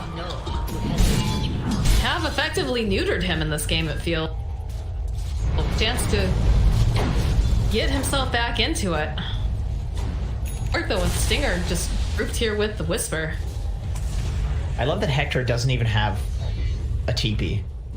Like, he just doesn't want to spend money on a TP because he has an IO. He's just like, no, IO will bring me everywhere I need to go. I believe in Stinger. I mean, they see he has no TP, though. Is the problem. I know, Bryle. Bro. Well, I mean, in comes the IO, but he's just gonna die too fast. He's got 10, 9. He's dead. He's dead. And this is looking like Stinger's gonna be dead too. The Wambulance cannot save him today. Hector's a maniac. He looks so good when he's owning. But when he's not, he looks hilarious. See, a little tilted. They'll get the silence off over here on Bravo, but it doesn't matter. He's already got the exorcism. If they can burn him down, though, they'll find the opening. Arrow comes through over onto Schofield. It's a lot of damage. He's going to try to push them back. Doesn't manage to buy himself a little bit more time, but will eventually fall as Chris Luck, having to Sprout, teleport himself away. So, I mean, they ended up losing Hector, they lost Schofield, but they did finally take down Bryle, and that was an exorcism that they managed to go and fight him during. Not the best, but could have been worse.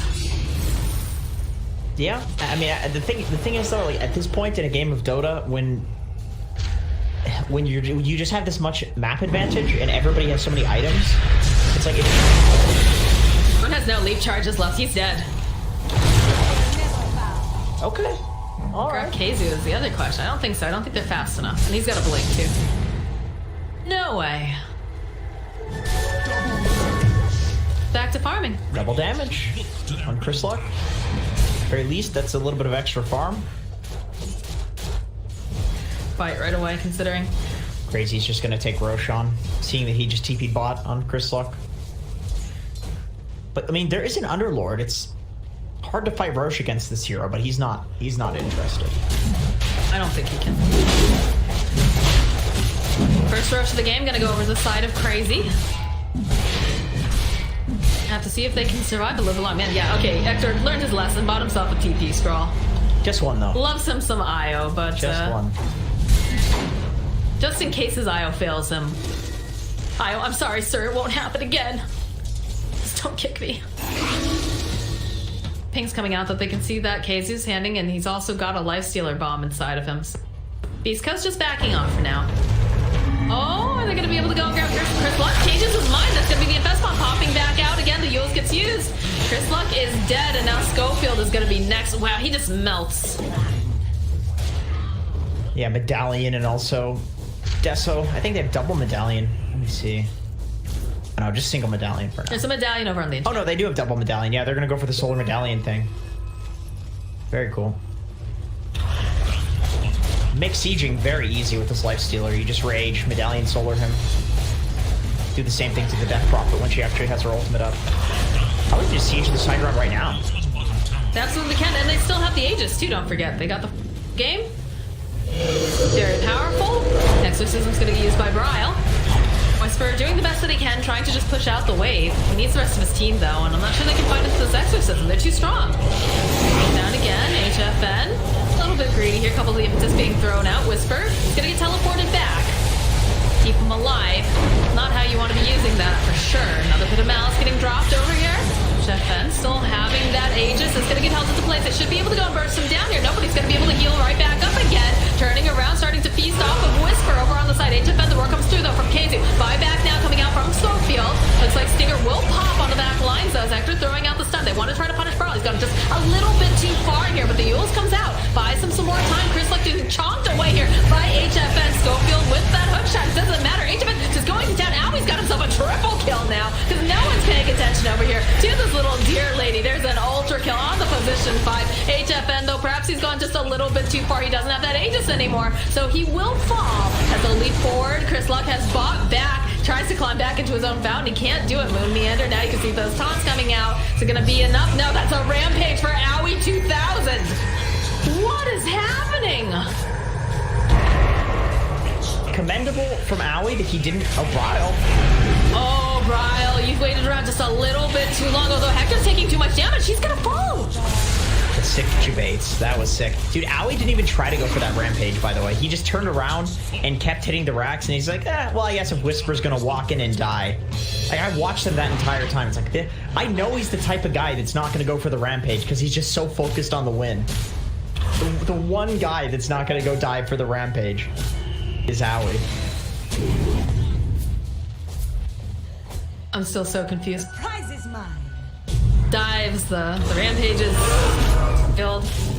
Oh, you can't run away if you're roared up, my friend. Schofield goes for hook shot, doesn't matter though.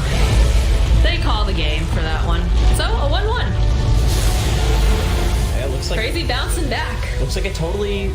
I need to stop saying that actually, because I feel like the first game CR4ZY played really well, and they've been looking really great. They've I saw 1,500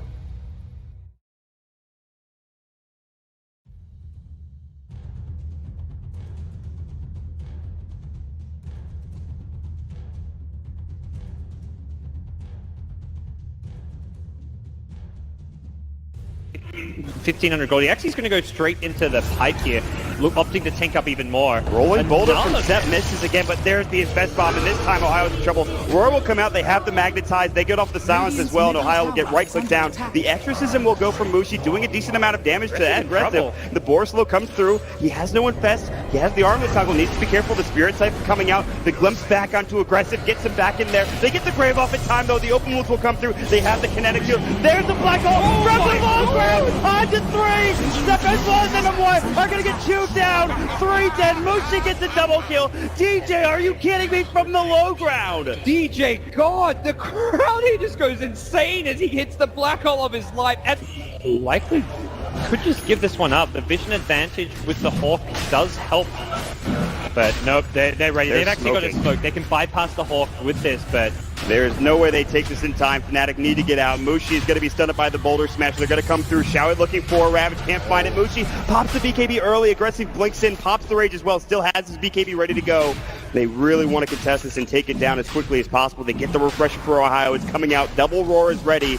Can they find a kill off of this? Maybe he's walking up with the Silver Edge. Ohio's going to get caught first. Ravage catches onto 2. Black Hole counter initiation. Static Storm on top. Aggressive is low. They get up to Static Storm. Shower pops the refresher. It's not enough. Maybe he's getting chewed through by mid 1. They get up the Roar. They'll lose 2. They'll lose 3. They buy back on the Tide. He's got another Ravage. They have no buyback on Maybe. What an initiation from DJ. Secures another kill, and Tongfu is going to continue to push. They're not done. Mech still hasn't even been used. There's a hook. How? Brought all the way back to the base. Cleaned up by the fountain. And waddles his way back to the front lines. Well, like I said, it does waste time, but they kind of need it. I mean, they need to be able to just eliminate somebody from the fight, very similar to what Mu can do for Tongfu. So if he had been a little bit farther up, he would have been able to throw the hook, but the thing is there was a range creep in the way. There it is, yep. Banana going for a ride on the Dindy Express. Welcome to the well. Aegis goes to Tongfu. And now charging back out. Dindy going to be spotted, and he doomed to Chen. That's a much better choice. Oh, he got him. He got him. Not going to follow it all the way because we got a battle to watch with Puppy. Trying to get away from it, going to be telekinesed back. And they will be able to get him as well. There you so a 1-for-1 trade. And wow, Hal is still alive down there. Engagement breakout as Kuro. Oh, there we go. The hook got him. Zhan Xing taking the long ride to Shanghai. Welcome home. Na'Vi is down. Can you say mega creeps? Na'Vi, he got him. One more.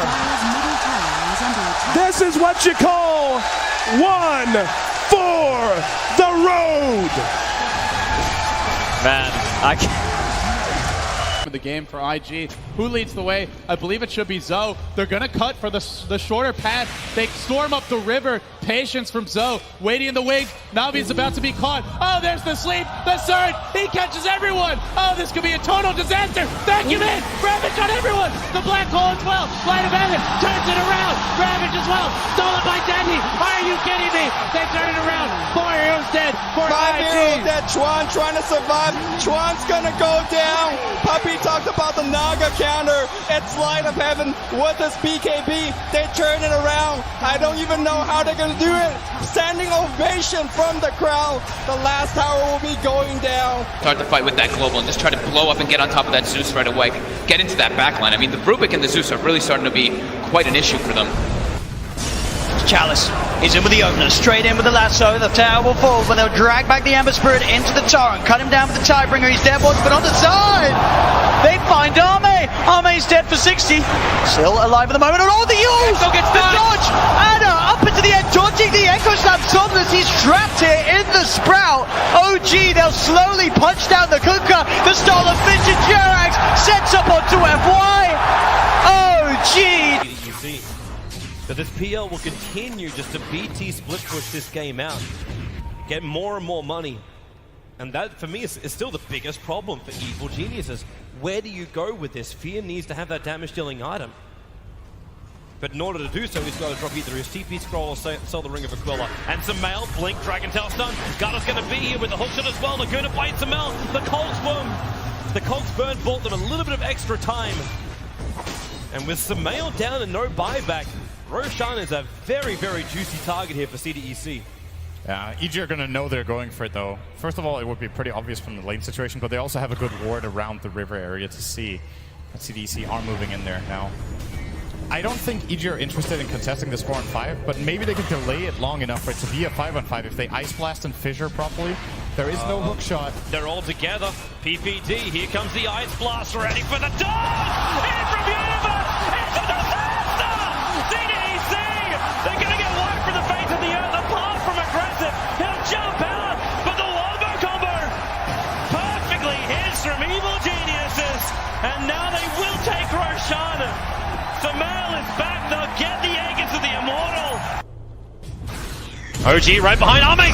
Gets the jump, finds the Pugner. Vision will not find a stun. Pugner with no buyback. OG, they were really playing with fire. The Hex down the Terrorblade. Spectral Haunt looking for the front line attack, but that's why Somnus goes into the back line. Shaker. The BKB, they're into the back line. Shaker, he's bouncing around. Hawk shot, she stuns on the way through. ES is gone. No buybacks available. Have LGD done it? They're holding Anna. Hold him in place. Chalice will find the damage. F5 will die for it. No, really? Anna is actually running away, but it won't stop Arme from blinking up, looking for the tier 3 tower. 2 players left alive for OG. They're the big ones, however. Thompson and Anna on the defense duty. Fortification. It's delayed as much as they possibly can. And now the jump out. Hex, the boy in the bubble. Thompson able to be protected once again. Chalice very, very low on mana. They have a lot, but Arme, he'll change the life with Anna. Thompson needs to be pushed away. Able to do so. FY jumps onto the illusion only, so the hookshot won't be able to connect. But Anna, he needs to retreat. There's so much damage. Anna down. Buyback is available.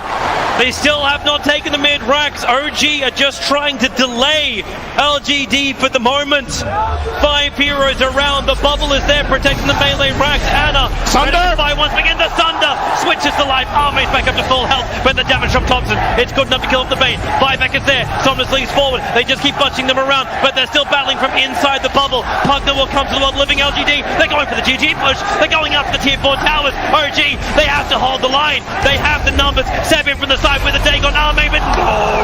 Sunder is back up. It is there. Chalice will fall. They lose the Enchantress. FY pushing around Anna. He's so low. Can they get the dieback on him? You bet your Nelly they can. Arme still very, very low. The blast will kill him off. But buyback. LGD want this now. LGD, or can they? Backing up? No, they're not. Terrorblade. BT's forward. The ball is up. Thompson needs to defend. X-Nova very visible. You've got a very, very low life Marana. But OG, they can't find the target. X-Nova, he's got the grip. He's got the control. He's got the kill. Thompson is down, but ES is up. Where the Echo slam. Oh, there it is. Pushing forward. There's your slam. There's the dunk. There's the play. Jirax, the savior of OG. 1500 gold. He actually is going to go straight into the pipe here.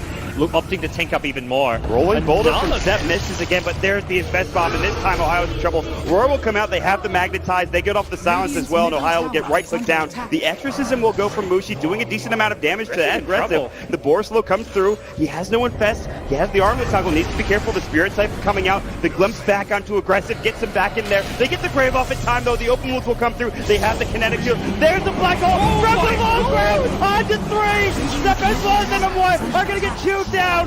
3 dead. Mushi gets a double kill. DJ, are you kidding me? From the low ground. DJ, God, the crowd, he just goes insane as he hits the black hole of his life. And Likely could just give this one up. The vision advantage with the Hawk does help. But nope, they're ready. They've actually got a smoke. They can bypass the Hawk with this, but there's no way they take this in time. Fnatic need to get out. Mushi is going to be stunned by the boulder smash. They're going to come through. Showit looking for a Ravage. Can't find it. Mushi pops the BKB early. Aggressive blinks in. Pops the rage as well. Still has his BKB ready to go. They really want to contest this and take it down as quickly as possible. They get the refresher for Ohio. It's coming out. Double Roar is ready. Can they find a kill off of this? Maybe he's walking up with the Silver Edge. Ohio's going to get caught first. Ravage catches onto 2. Black Hole counter initiation. Static Storm on top. Aggressive is low. They get up to Static Storm. Showit pops the refresher. Not enough. Maybe he's getting chewed through by mid 1. They get off the Roar. They'll lose 2. They'll lose 3. They buy back on the Tide. He's got another Ravage. They have no buyback on Maybe. What an initiation from DJ. Secures another kill, and Tongfu is going to continue to push. They're not done. Mech still hasn't even been used. There's a hook. How? Brought all the way back to the base. Cleaned up by the fountain. And waddles his way back to the front lines.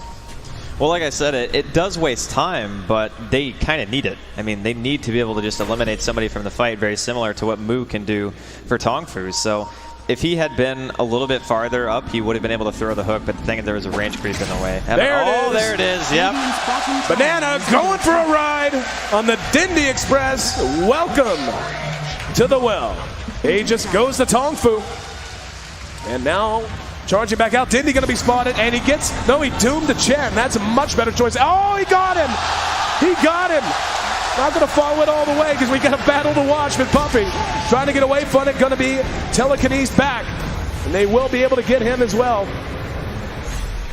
There you so a 1-for-1 trade. And wow, Hal is still alive down there. Engagement breakout as Kuro. Oh, there we go. The hook. Got him. Zhan Xing taking the long ride to Shanghai. Welcome home. Bans all around. Magnus, Mirana. I think we're very likely to see Earth Spirit banned unless Beastcoast is going to first phase pick it, which I think they probably are. They're letting it through.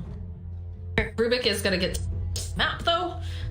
Having any of that arcane supremacy, and they think UI can do better nonsense coming out here. Get it out. Ban out Moon Meander. They think that he's got control over these games. They think that he's the reason that Crazy is winning, and I would definitely agree that he's going to be a huge part of that. I mean, Moon Meander, one thing that he's improved on a lot in the last few years is that he's extremely vocal. He knows the strategy of the game of Dota exceptionally well at this point. I mean, he was previously just kind of a mechanical guy, and now he's kind of everything. He does everything. You know what's adorable?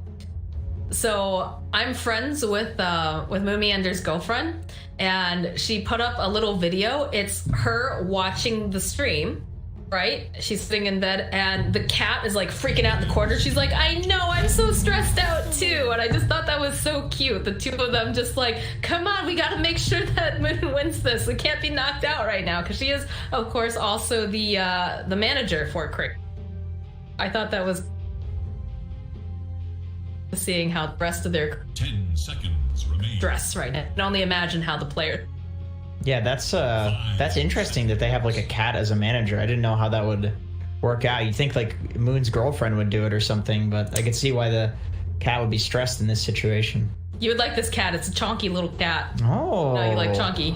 I like chonky them. Animals. I like them when they've been eating good and just hefty. That's so creepy, right? Hefty. So now Jenkins is of course a crazy fan. Now that he have a chonky cat as a manager. Yeah, that's when they taste the best.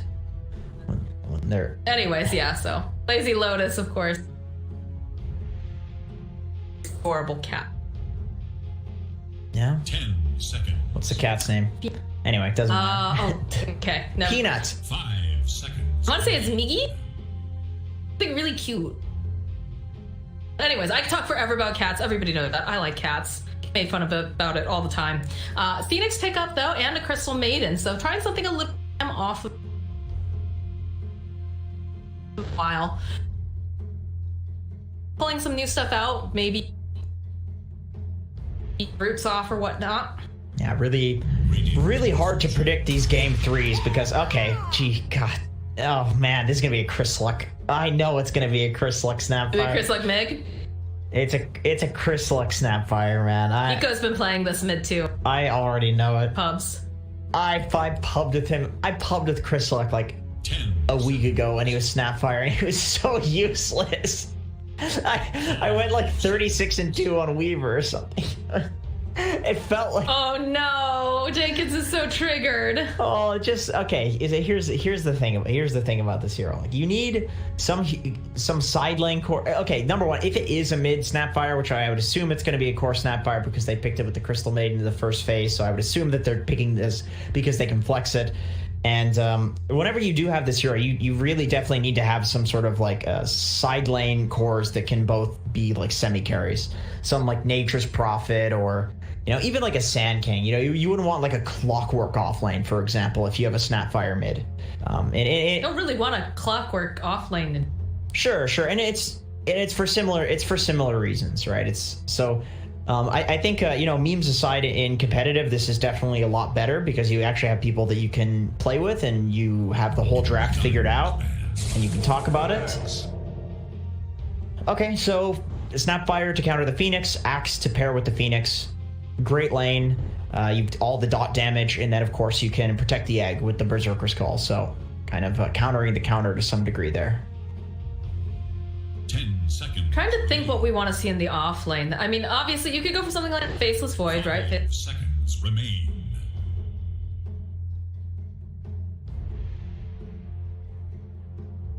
Snapfire. Don't want to go. It is radiant. Or playing getting Void. You don't. Well, they ban out the Void. Okay, I have no idea what I'm talking. Well, Phoenix Void too. You know, it's Phoenix Void. Yeah, that's right. It's great for both teams. You definitely need something to set up for the snap ult. I don't feel like you pick this as a mid. I don't think you pick this in general. 10 seconds. Sure. It is done. Yeah. Place a tree in. I don't really like the tree though. 4.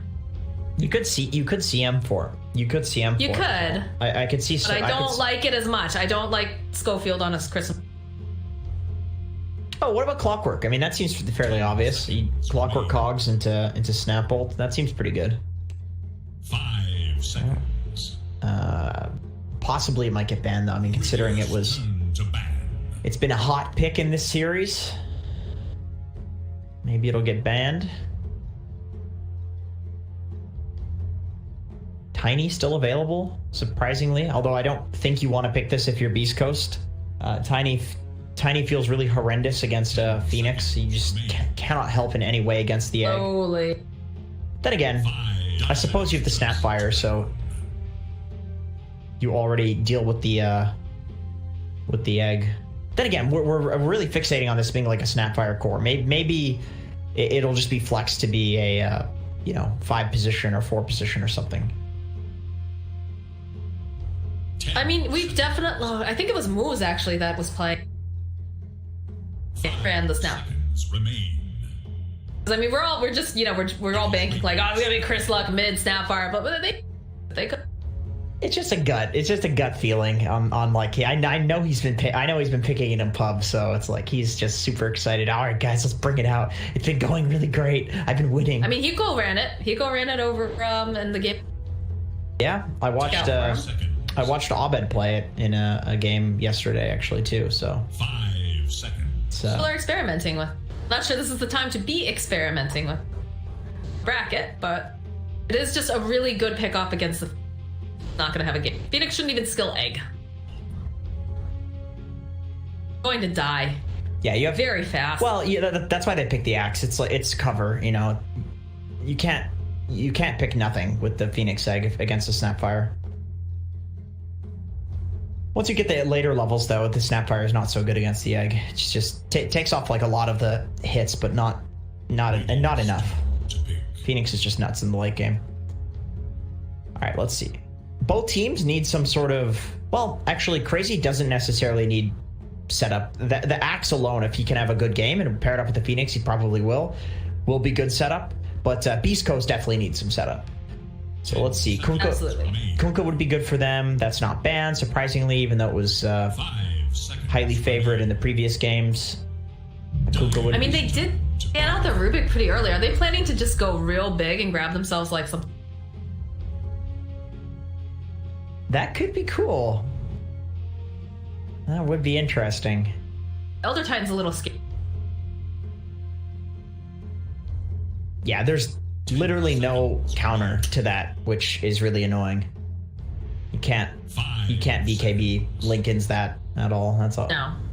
Good pickup, I think. We could also see a Mars possibility. Mars seems really good. Like with the CM2, Mars is great. It's just extra nukes. Like Mars needs a little bit of extra damage.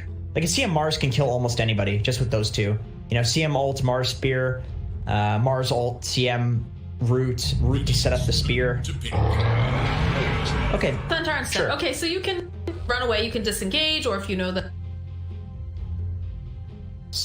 after them. So this is basically in the same line of thinking of the Mars, where it's like this, stunning off-lane tanky guy to run in and get things started, also set up for the Snapfire. But instead of providing the Mars ult, which is better setup, I would say, than the Centaur. They go for the disengage. They say, okay, well, we're going to kill your Phoenix Egg when Phoenix has the first level ult, and then when Phoenix has the later level ult, and you throw your Elder Titan or Earth Splitter down, we're going to run away from you. And that's always a good approach to dealing with these, long cooldown ulti heroes. Is you just pick up a Centaur and you press R when they press R. Solid. All right, so we've got our offlaner. Again, we're not sure where the Snapfire is going. Could be 4, could be a 2. Axe obviously going to be offlane. Is it a Phoenix 5, do you think? Elder Titan 5? Probably depends on the game. Probably depends on the picks. Lifestealer. Big beefy boy. I feel like Phoenix as a 4 would work better with Axe in the lane. Just the double harass. Yeah. Lifestealer, very good against the Centaur in lane, but quite terrible against him in game. It used to be a lot worse though when Centaur had a lower cooldown on the ulti, because Lifestealer is a very he commits hard to a fight, and then you just press R and run away. You can save anybody from a Lifestealer bomb, for example, relatively easily, but it's a little worse now. And so I'm gonna say that I feel like this is a Snapfire core, and the reason they pick Centaur is because Centaur is really good to Snapfire, Ags, throw into the fights. That's true. That is always better than a Mars, because you have the stun into stun, and Mars has to set up for a spear, which is a little bit weird. And I think we're gonna see a supporter carry get picked up right now. I think probably a 4, right? You know what they're up against, the Axe and quite possibly Yeah, sure. I think Bane. I feel like Bane would be... Okay, Jug. Oh, you're right. Jug to dispel the Phoenix and Axe nukes. I don't really love the Jug, honestly, but I understand why. Enough, because it's a bit draft. So, other than the Axe, it's a pretty good Jug game. Axe with the Blade Mail can literally just kill a Jug full to 0. That's a real problem. Jug needs a Satanic to deal with an Axe. But you have Spin to kill the egg, and then also Omni Slash with a Deso or even just regular carry items will kill a Lifestealer for sure. But man, picking Jug into Axe always feels incredibly bad. He can just taunt you and then you walk out of the spin, because I don't know, for some reason that's just how it works. You taunt and then Jug Spin is just out of range of the Axe if you walk away. Even with That's how the frog wants it to work, I guess. Yeah, even without boots. Very, very sad. Sad. Ban now. Wild hero. Hand out his quap. Go for something like a Puck, I guess, to hold everyone in place, but you can't run away from a Puck Dream Core. A lot of pressure on the Lifestealer, although that does give you more initiation too. It does. I do feel like they need the damage too. Radiant's turn to battle. Okay, you're. Yeah, they ban out the Puck. So, let's see. A bit more lockdown would be pretty nice from them. Invoker. Invoker ET. That's a nasty combo. That's really good. Yeah, I wouldn't mind. 10 seconds remain. Bro, I feel like. 5. If you want to go more on the greedy route of okay, they don't have anything to punish this, I feel like a TA is pretty unpunishable here, but then again, they ban the Storm, so that makes me think maybe a Zeus, because they don't want some backline jumper. Yeah. Just the ban tells me that. I do think a Zeus would be good damage for them too. 10 seconds. But Invoker would be faster paced. Zeus would be we're gonna play for the late game and let Axe do all the space creation and initiation. Jug is pretty solid against Zeus too, because you just drop a healing ward and you can sustain your pushes. Weaver. Huh. Offlane Weaver? Snap? No, wait, no, that doesn't make sense. Sorry, brain. Ooh, need more monster energy. Weaver? 4 Weaver, possibly? Or don't want him in the mid. Or mid Weaver? Yeah, don't want him in the mid. I feel like he's Beastcoast. I feel like you're you would rather put the... wait a minute. You'd rather put the Weaver in a lane against the... And there's the Invoker. The Lifestealer. This is a good draft from Crazy. Yeah, this is, I mean... Excellent. They have some crazy wombo for team fights. Oh, God. Por favor. Put Chris, the Weaver Luck mid. Weaver, Schofield, Snapfire. Luck Weaver. Okay. So, which is funny because both of us are just like, oh, it's gonna be a Chris Luck Snapfire, oh no, but then they're like, just kidding, we're gonna give him Weaver. Lol. I mean, Weaver has a high win rate right now. Weaver's at like a 55% win rate or something. But, in the mid lane? Usually it's a carry, and it's also worth noting that the people that are picking it in pro level pubs are people who like spam the hero, like Mason, for example. He's driving that win rate up, so it's you know, a lot of these specialty heroes have high win rates, and then when they become meta, the win rate just tanks because people who don't spam them start playing it. Meepo's like that as well all the time. So I don't know. I don't know how to feel about this Weaver hero. It feels pretty decent to play, but I don't know about mid lane Weaver. Like, how can I mean, we didn't know about the mid bristleback though either, so possibly they have more things up their sleeve. Realize, you know, I'd like to think that. Of course, this time though, they didn't know what the mid matchup was going to be. I guess they probably had a guess that it was going to be Bryles Invoker, because I mean, again, if we can see it, then they definitely, right? Yeah.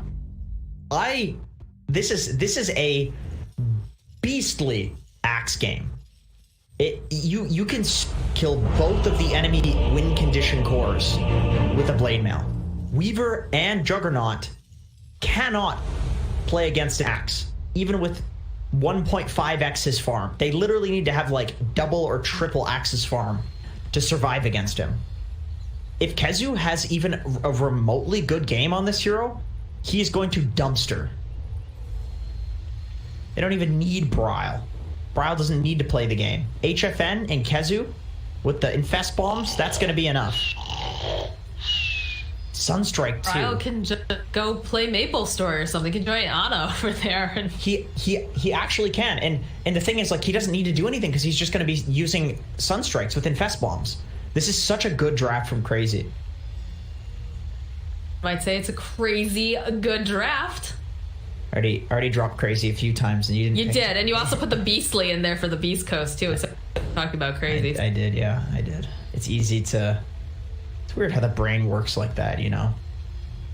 Different compartments telling each other, you know, you should say this, you should do this, you should throw a beer bottle off the balcony at your neighbor's car, and break. No. Don't listen to that voice. That voice is not a good voice. Well, it's always the softest speaking voice, and it sounds so confident.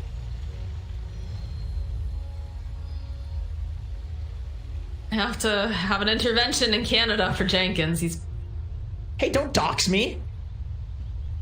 Everybody knows you're Canadian, dude. You've talked about it earlier. Somebody's gonna figure out where I live if you tell them Canada. It's a very small country. There's like 3 of us up here. Me, Trent, and some other guy. Neff. Dox Neff too while we're at it. It smells. Canadians, that smell of maple syrup. It's not what he smells like. He smells much worse, like rotting maple syrup. I don't need to. Festering. Like HFN has reconnected, and looked like they were having some Discord issues too. Or they're taking a little extra time to say how we need to win. This is our win condition. How we're gonna run. How I want it to go. Okay, KheZu, you're gonna go ahead and blink in and just call either one of the enemy cores. Oh, that's it? Yeah, that's actually it. Okay, good job, Moon Meander. You did a really great job captaining and telling us how we're gonna win this one. Congratulations. All around. Yep, everybody high five. We're gonna, when we get back into the game, we're all gonna put up our high fives and everyone's gonna high five each other, except for like one of you that's gonna have to wait a little bit longer because, you know, have 2 groupings. High five.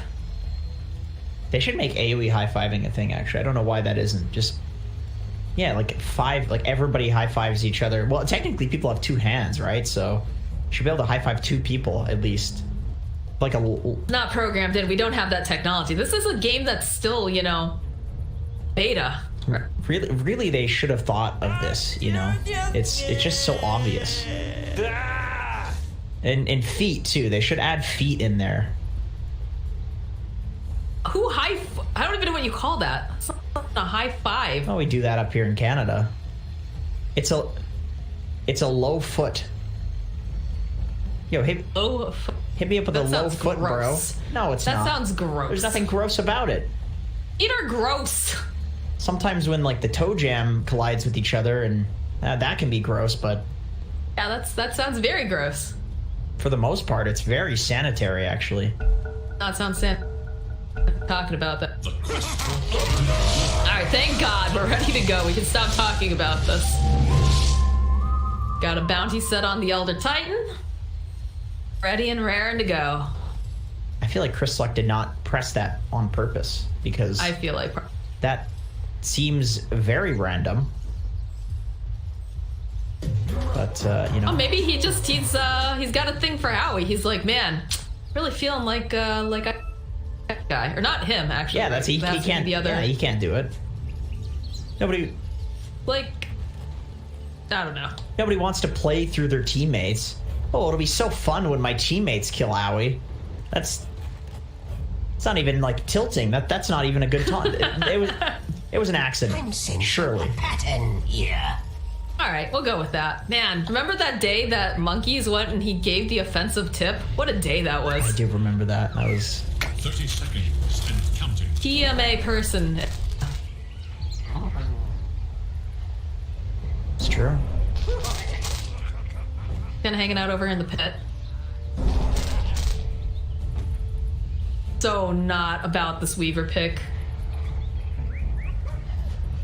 We'll see. It's Chris Luck. This guy doesn't adhere to the rules of Dota. Moonmeter's taking a lot of damage already. Wait, already having used that Nova. Moon, Chris going back in again. What about the skirmish? Stinger is just getting punched to death on the backlines. That's gonna be our first blood.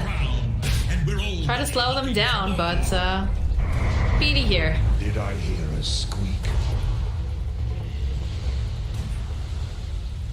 Oh, that's a pretty good start. But you know, it's just who got that actually? Oh, Kezu got it. Oh, that's a really good start. That's a great start for him, yeah. This is not the hero you want popping off in this game if you're Beastcoast. Got a full bracer already, heading out on that courier, I think. Let me see. Yeah, he's got a bracer and a salve. Good lord. Does not feel great if you're Beastcoast here. Of course, you know, it's only a move, but having this accelerated start, definitely. It should. Bit of a spin though over here with the Moon Meander. This is looking like he's gonna fall next. Or if he could get the courier too. Another hit, Moon. Do they have it? No, they're not gonna be able to find it. They'll turn right back around to get over here onto Ector. He needs some help. Down a little bit with these ticks. That is the first time that I've seen that salve to survive one hit actually pan out. Yeah. That usually just goes horribly. Because it's so slow now. But it did pan out for him. Almost killing Hector too. If Kezu had some... This was like a level 3 fight, he would have died. Surely. Now. Ooh.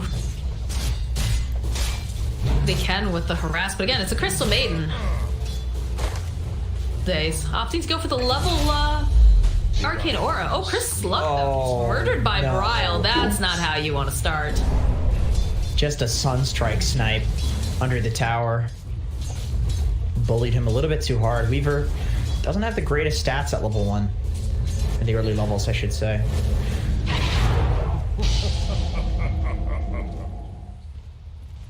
Little damage here onto.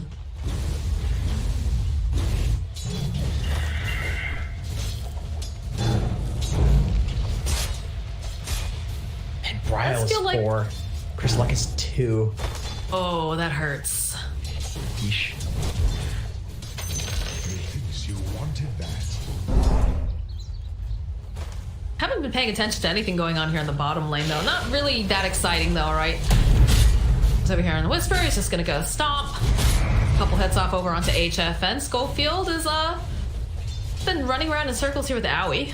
Yeah. Classic supports doing literally nothing in the trees while cores are 1v1ing. I mean, it's like the prisoner's dilemma, right? You know, everybody has to click betray, even though you don't want to. You know it's the optimal solution. I don't know what you're talking about, actually, but... Okay. Going in for the spin, but of course Moon Meander does have that Icarus dive, so... avoid most of that damage. Now he's just punching Schofield to death. Schofield trying to make him take some of these tower hits. Sorry, I wasn't... Has tangos on him, though. I wasn't ignoring what you said, by the way. There was just, like, action happening, so I was pausing. Fine. Oh, the stop, though! Coming up in the center, a couple of these spins from KZU. They'll slow him down with the Nova. A little bit scary there for him. Gotten a couple more, probably would have been dead. Early point and healing ward never feels that great, but... He had to. He absolutely had to. Look like Case is going to be able to get away here. Oh, never mind. All right. They decide that they aren't going to pursue. Focus on the creep. He's got a self. He had a Fairy Fire, too, and some Magic Wand charges, so... I think Hector calculated that it was going to be a waste of time. 4-minute rune. It is going to be a haste.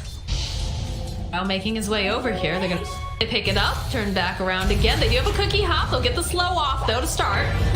They'll be able to stabilize this lane a little bit here with Chris Luck getting a kill thanks to rotation. Very nice from Schofield. He has been on point with these in all of the games that we've seen him play. Every single 4-minute rune time, he is there. And if there's one way that Weaver can get a kill, it is with a Snapfire rotation. Actually, a nice pairing there. The haste helped a lot, too. Yeah, for sure. But even without the haste, you can still cookie the Weaver. Stinger's just gonna die to Moon Meander here. He's not careful. Yeah, the Sunstrike doesn't need to have it. As now Hector's left all alone. Is forced to go use that healing ward. Pops the stick charges as well. Don't have the Flame Spirits at least, but they do have the Icarus dive, so careful. That's going on. We lose Owie in the bottom lane. Very effectively here. Runes are up for 5 minutes. Co's gonna be able to go and grab a couple of these. Yeah, they actually got 3. Schofield is making things happen. Yeah. We were all excited to see the Snapfire mid, but Schofield, good with this hero so far.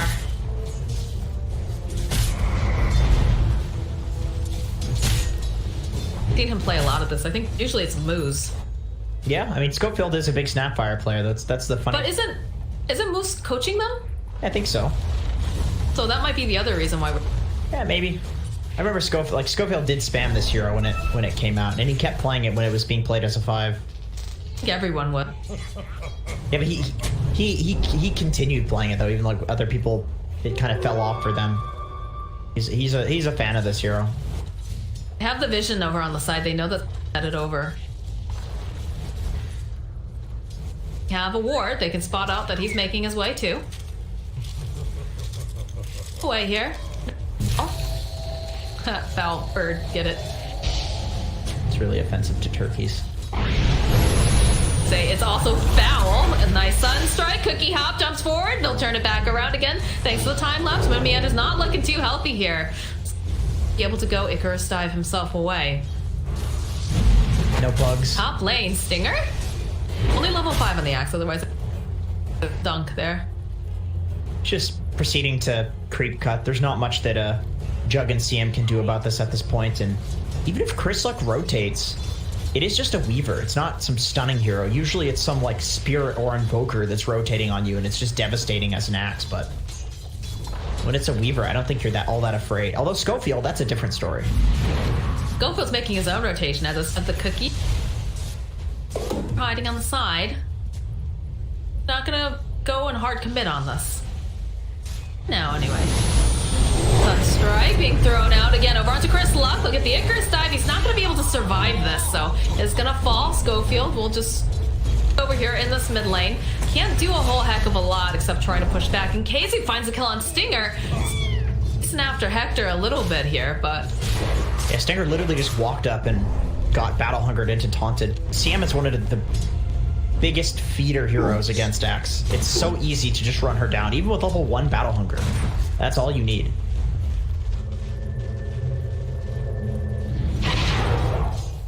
KheZu just keeps cutting up here. HFN doing similar things with Whisper. It's kind of lane shenanigans going on. I mean, they do have Brile making this rotation. Alacrity, open up with the cold snap. Whisper is trying to go for the stomp. Pete, if he needs to use it, he's gonna just try to get the... Oh, manages to get Brile's courier, though. That's his boots. Icarus dive comes up. This is looking like a dead centaur, but he did manage to do a little bit of damage before. Paul coming out, though, here in the top lane with the Sunstrike over onto Hector. Not quite on the mark, though, so... Survive, and they might be back around. He's sitting at level 6, but not enough mana. You need to be so quick on the level 1 call into Sunstrike. Well... Schofield, Cookie Hop right over here, but they don't have the detection. They didn't bring any dust to deal with this Invoker, so walk away. That is rough. Good pressure, though, onto Brile. No, he's not having it exactly a free game, but KheZu up here on top lane, he is. He's having a very easy game. It's the hero to look at, too. Look at Chris, like he's just trying to throw out some hits on Moon Meander, but he's so slow.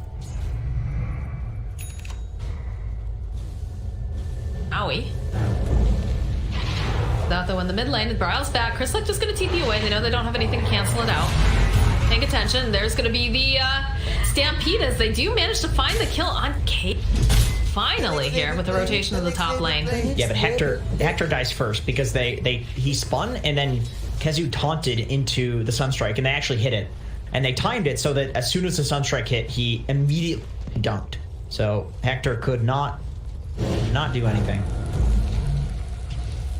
And they get the kill just in the nick of time. And that's a 3-man top. That's a core rotation towards top. And still, KheZu gets that kill. I mean, they kind of have to, though, right? Because Casey is the big, scary one right now. A little bit of a fight coming out, though, see? Maybe they'll get the jump over onto Moon Meander. Cookie Hop's just a little bit too late. It's the Icarus dive. Pulling them away, though, here, looking for the Echo. Stomp comes out from Whisper first, so they'll snap up that bounty rune. The other... Chryslike trying to bully KheZu as much as he can right now. It's kind of the only one who can. Goes with the call, though. Right underneath the tower. Stinger can't do a whole heck of a lot. He's sitting at level 5, but doesn't want to go for the dive, so Chryslike runs away. They do manage to go and dust him in the meanwhile, plus that sun ray. Just going to go time-lapse himself back, but of course KheZu waiting for him. Not going to be able to lock him down, though. Oh, the Sunstrike? Nope, he sidesteps it. Dude, would that have killed him? 350 damage now. Would not have. Yeah?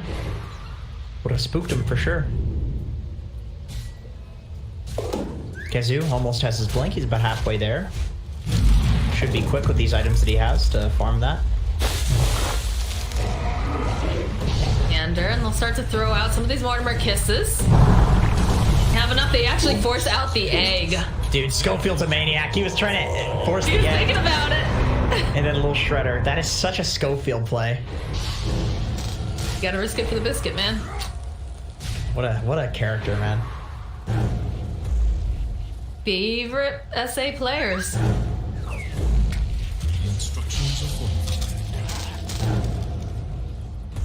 They're finding the breathing room now for Hector. Chris Luck is, you know, I like this in some ways. Another, oh gosh, he's gotta be careful though, KheZu. Waiting for him to try to make moves over onto Moon Meander with a call. Battle Hunger off on him. I kind of like the fact that, you know, I didn't love the Weaver when I saw it. Oh, the Sunstrike! Again. Take down HFN's Curry. Oh, that's actually big. That was his armlet. I mean, I don't feel like they need HFN to do anything right now, though. Like, the game is staticking, and I think... Oh, the call. Let's do that Schofield. Just got a little too cheeky. Yeah, they're cool with just, like, staticking and getting KheZu his blink. That's really the big item. Is these other heroes don't really matter so much. This is all about KheZu. Very powerful and put a lot of pressure on the map. Same could be said, too, about Whisper, too. Just because he is the setup for like the CM ulti, the Snapfire ulti, Weaver Jug. They don't have any form of disable, and if you can stun the Nakes or stun the Invoker, there's actually a lot of burst damage on Beastcoast to finish them off. But you need that Blink Dagger on both of these offlaners. Gonna try to make some moves on KZ before he's already bought out, so it is coming in, but there's a lot of damage being tossed out with these Snapfire Chris's. But a little bit more down. They're just not gonna be able to bug. Is it gonna be enough? No, KZ is still alive. They'll turn this back around over here onto Stinger. There's gonna be a sudden strike. Not gonna be able to quite land it though. Should be able to TP home just in the nick of time, but no, he still burns down. And where's the detection here? Ryle's just ghost walked himself away. Moon Meander will fall. Ryle's just gonna creep over here in the trees, try to TP himself out, and they have the vision on him. Yeah, just support for support. Not really a big deal for either. Let's see, did we use any ultis? Okay, so Mortimer's Kisses, that's a big one. Still have Egg. Still have not revealed the Blink on Axe. I think getting Kezu out there definitely is... Kezu just picked it up. Yeah. Not even available. So now they have the Sunstrike and Blink combo. A Blink Call combo. It should be an easy kill if he can get on top of Chris Luck, but Chris has vision, so he should know. Might is picked up now for the Invoker, and Whisper's getting very close to his dagger here. Big item timing. Yeah, this is the battle of like who can get the better initiation, basically. But I think it's easier. I think it's easier for Crazy because their stuff is easier to execute. Bursting people with the Sunstrike, Infest Bomb, Axe is almost guaranteed to get a kill. Whereas like the Mortimer's Kisses plus the Centaur Stomp, you need to keep chasing for a while afterwards, I think. Out. Blink's coming out to Centaur right now as Axe over in the mid lane. Call comes out, plus the Sunstrike. Cookie Hop, though, it's not going to be enough to save Chris Luck. He's just too squishy if they get this initiation on him.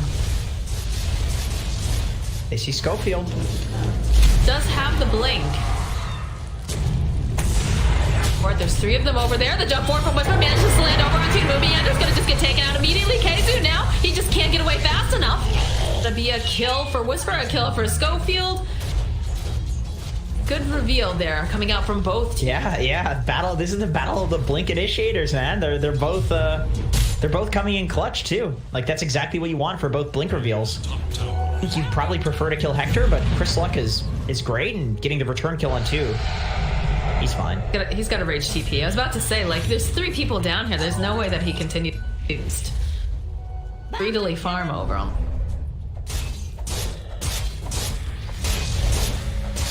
Interesting. Kezu's actually finishing his hood instead of going for a... Oh, he's going for Tranquils. Was that on purpose? Looks like it was.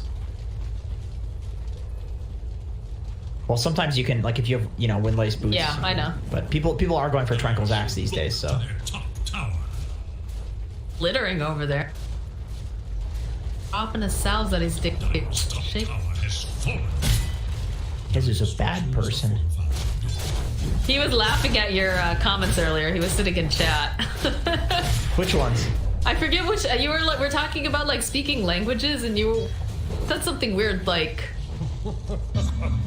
about being dual language. You said like dualistically or something like bilingual. Bilingually or whatever. Bilingual. You've never heard of that? Yeah. It's not lingual. Yeah, it is. Bilingual. No, bilingual. Yes, it is. Bilingual. Yeah, how would you know? A swoop? I speak one language, and that's the language of bilingualism. Not a Whisper, a little bit off the mark here on Moon Meander. Doesn't have that Icarus dive, though. They'll go, they'll use the Stampede, they'll turn back around again, but it's too late. KZ already finding that opening. Now Whisper trying to run away. They're just feasting on this pony. He's gonna go down. They'll follow up with a beautiful egg and the Deafening Blast over onto 2 heroes. Crucial Maiden will be the next to fall. Chris Luck is gonna be able to walk away, but oh, but the jump forward again for KZ. He has the perfect positioning. He knows exactly where he's gonna be, and just like that, Crazy just slaughters the side of Beastcoast. Kezu's a god, man. I like the build. Love to see it. I like the build that he's doing too with this pipe. It does make a lot of sense. You'd think, okay, he's against Jug plus he's against Weaver, right? So he's going to build into an eventual blade mail, which I still think is true. I think he probably will eventually build a blade mail, but he doesn't need a blade mail yet because he's got this Invoker Sunstrike to follow up and do damage in his calls. So he feels like he's got enough damage, and all he needs to do is keep his team alive. They're not lacking for damage, for sure. No. Ear Splitter, Whisper just can't get away fast enough. Finding the kill. Crystal Maiden, I'm not sure that's a smart idea, but he'll back off a little bit. And think of the way that Beastcoast won that fight with the Whisper Blink reveal. It's a Snap Bolt, right? Like, all of the follow-up for Whisper, and even Whisper's damage, is all magical. So this pipe, not only is KheZu going to be the win condition for his team, he's also going to cancel out the team fight win condition for Beastcoast as well with this build. This is super nice.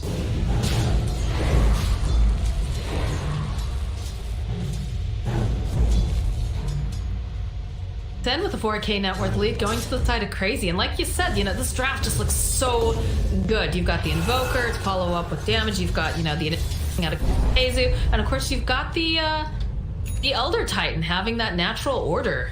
A bit more. Defense just been able whatever he wants. He shows up occasionally, but feel pressured. He knows that his team's gonna make the space. He really doesn't feel like he has to do anything. He's just chilling. When he does Infest Bomb, though, I mean, it will do a lot of damage with the axe. Speaking of, you know, the severe lack of damage of this team, he hasn't even been doing the Infest Bomb. It's just enough with the Sunstrikes. Sunray's been doing. Yeah, that as well. That as well. With the Veil and Urn, it's so much magical damage. Schofield. He's got his Aghanim Scepter soon. Time for fun. Time for winning? Probably not, but time for fun. Time for yeeting is what it is. Yes, it will be Yeet Central in here very soon. I hope they're ready for it, though. Whisper's just like, but I already have my blink. I don't need to be yeeted, please. Schofield. Doesn't matter, you're getting yeeted. Schofield. Or they're gonna blink in the centaur and then they're gonna just yeet the Crystal Maiden. I don't know. The all CM yeet. Classic. She doesn't. Excellent. She actually doesn't have her ulti yet, so. It's just gonna be real sad, like. Sad. Alright, there's the blink forward with the Infest Bomb. They just immediately jump over here on the Whisper. Cookie Hop, though, buys a little bit more time. They'll go, they'll drop the Ear Splitter, get a couple of these bounces around over the back line coming out here from this Hector, and they'll turn back around. Can they get the kill on HFN? They'll lose Schofield, but HFN not looking good. But the call coming up from KheZu drags him right back over again. Sunray coming out, trying to put over as much damage as possible, plus an Icarus dive will force the side of Beastcoast back, and HFN, oh, the jump forward again from KheZu, was thinking about the call, is going to be able to go grab Crystal Maiden. Not the person that he necessarily wanted, but all this is all going down. You've got this Weaver just kind of rolling around on the back lines, trying to find these openings. Still manages to see HFN. He's got that double damage rune. Does he have enough going on, though? There's Slug turning around, sees Whisper over here. There's going to be the Ray trying to fight through here with Chris. Like, he's got to be so careful. He can't fight him man to man. This is all going down. We get another Sunstrike over here on Whisper. He's trying to stay alive with that Essence Ring. Gets a nice stomp off, but again, you have that Sunray Brile is just dominating. Chris Luck forced to TP out. What a weird flippin' fight. Yeah, that was a... Everything everywhere. That was a long engagement. And I think if Hector and Stinger were not chasing KheZu that entire time, Beastcoast gets wiped there. But they were doing a really great job zoning out KheZu. I mean, you could also argue that KheZu was wasting their time because they were just running after him at a tier 1 mid when there was a fight happening at the tier 2 bot. HFN? He's got to get in a creep. Going. Trying to... Oh, he pops back. What? Why? Okay. The Snapfire eggs actually putting in work.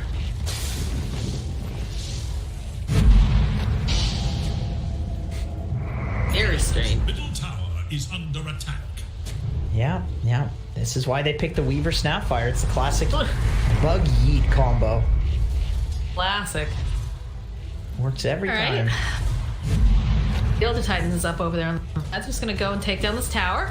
Radiant structures are fortified.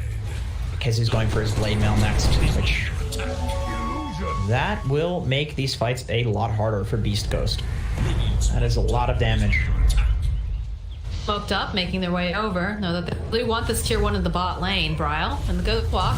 Have any detection. Chris Luck putting out a little bit of pressure. KZ on the back line, though, does manage to find Stinger. Getting a lot of those Mortimer kisses coming out, so we'll be able to take down Owie, no problem. He's gonna be the call, though, over here out to Stinger. He had the ultimate up, but it gets dunked now immediately. Schofield also to fall. Hector trying to TP out. Tammy's not gonna be able to. They find the kill, and they get Chris Luck's courier to boot.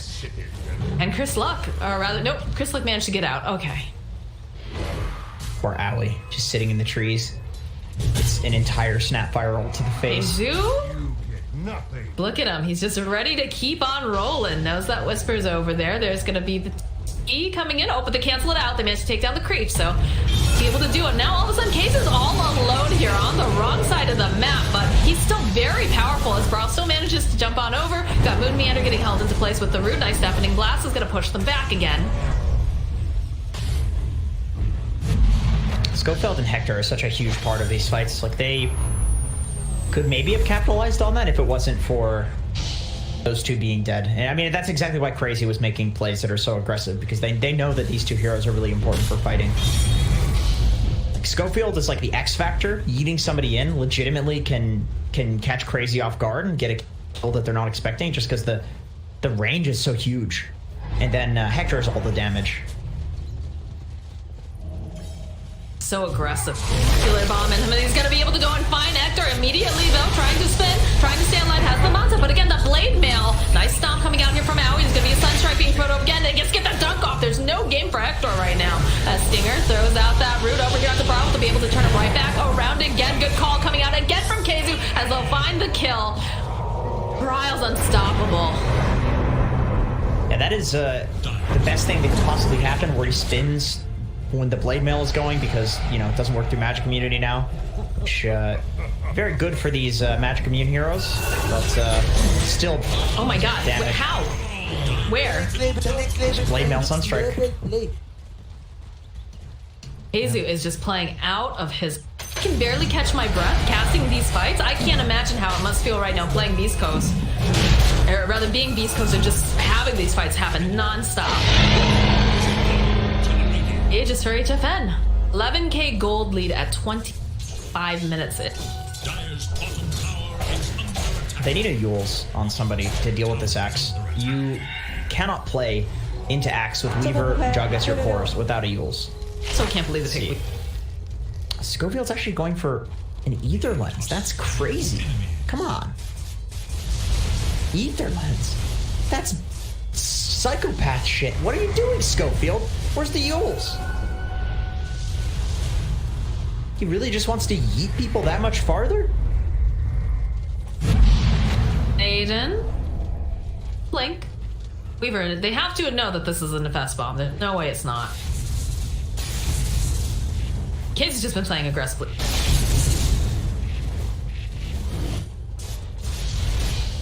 Wants Hector.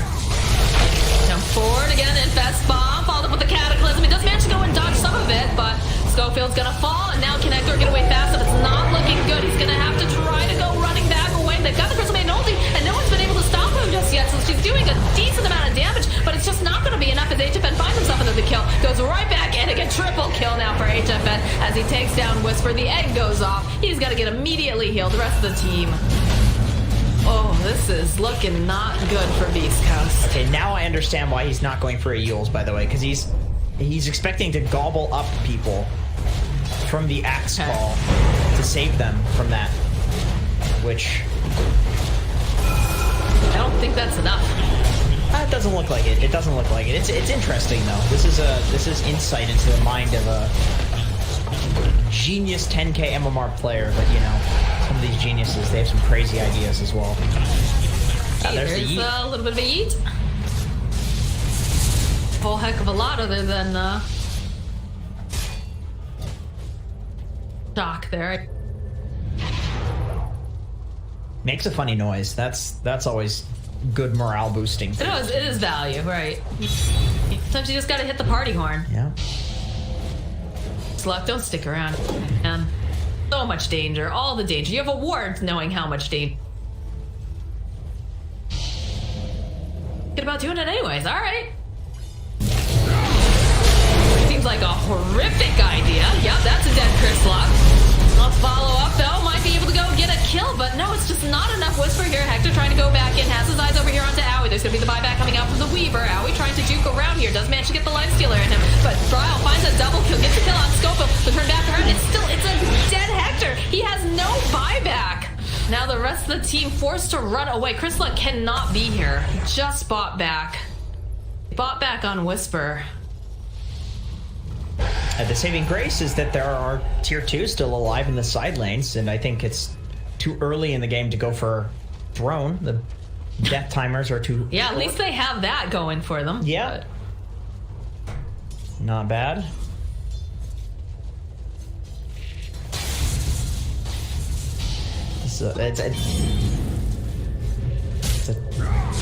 Come on, Whisper.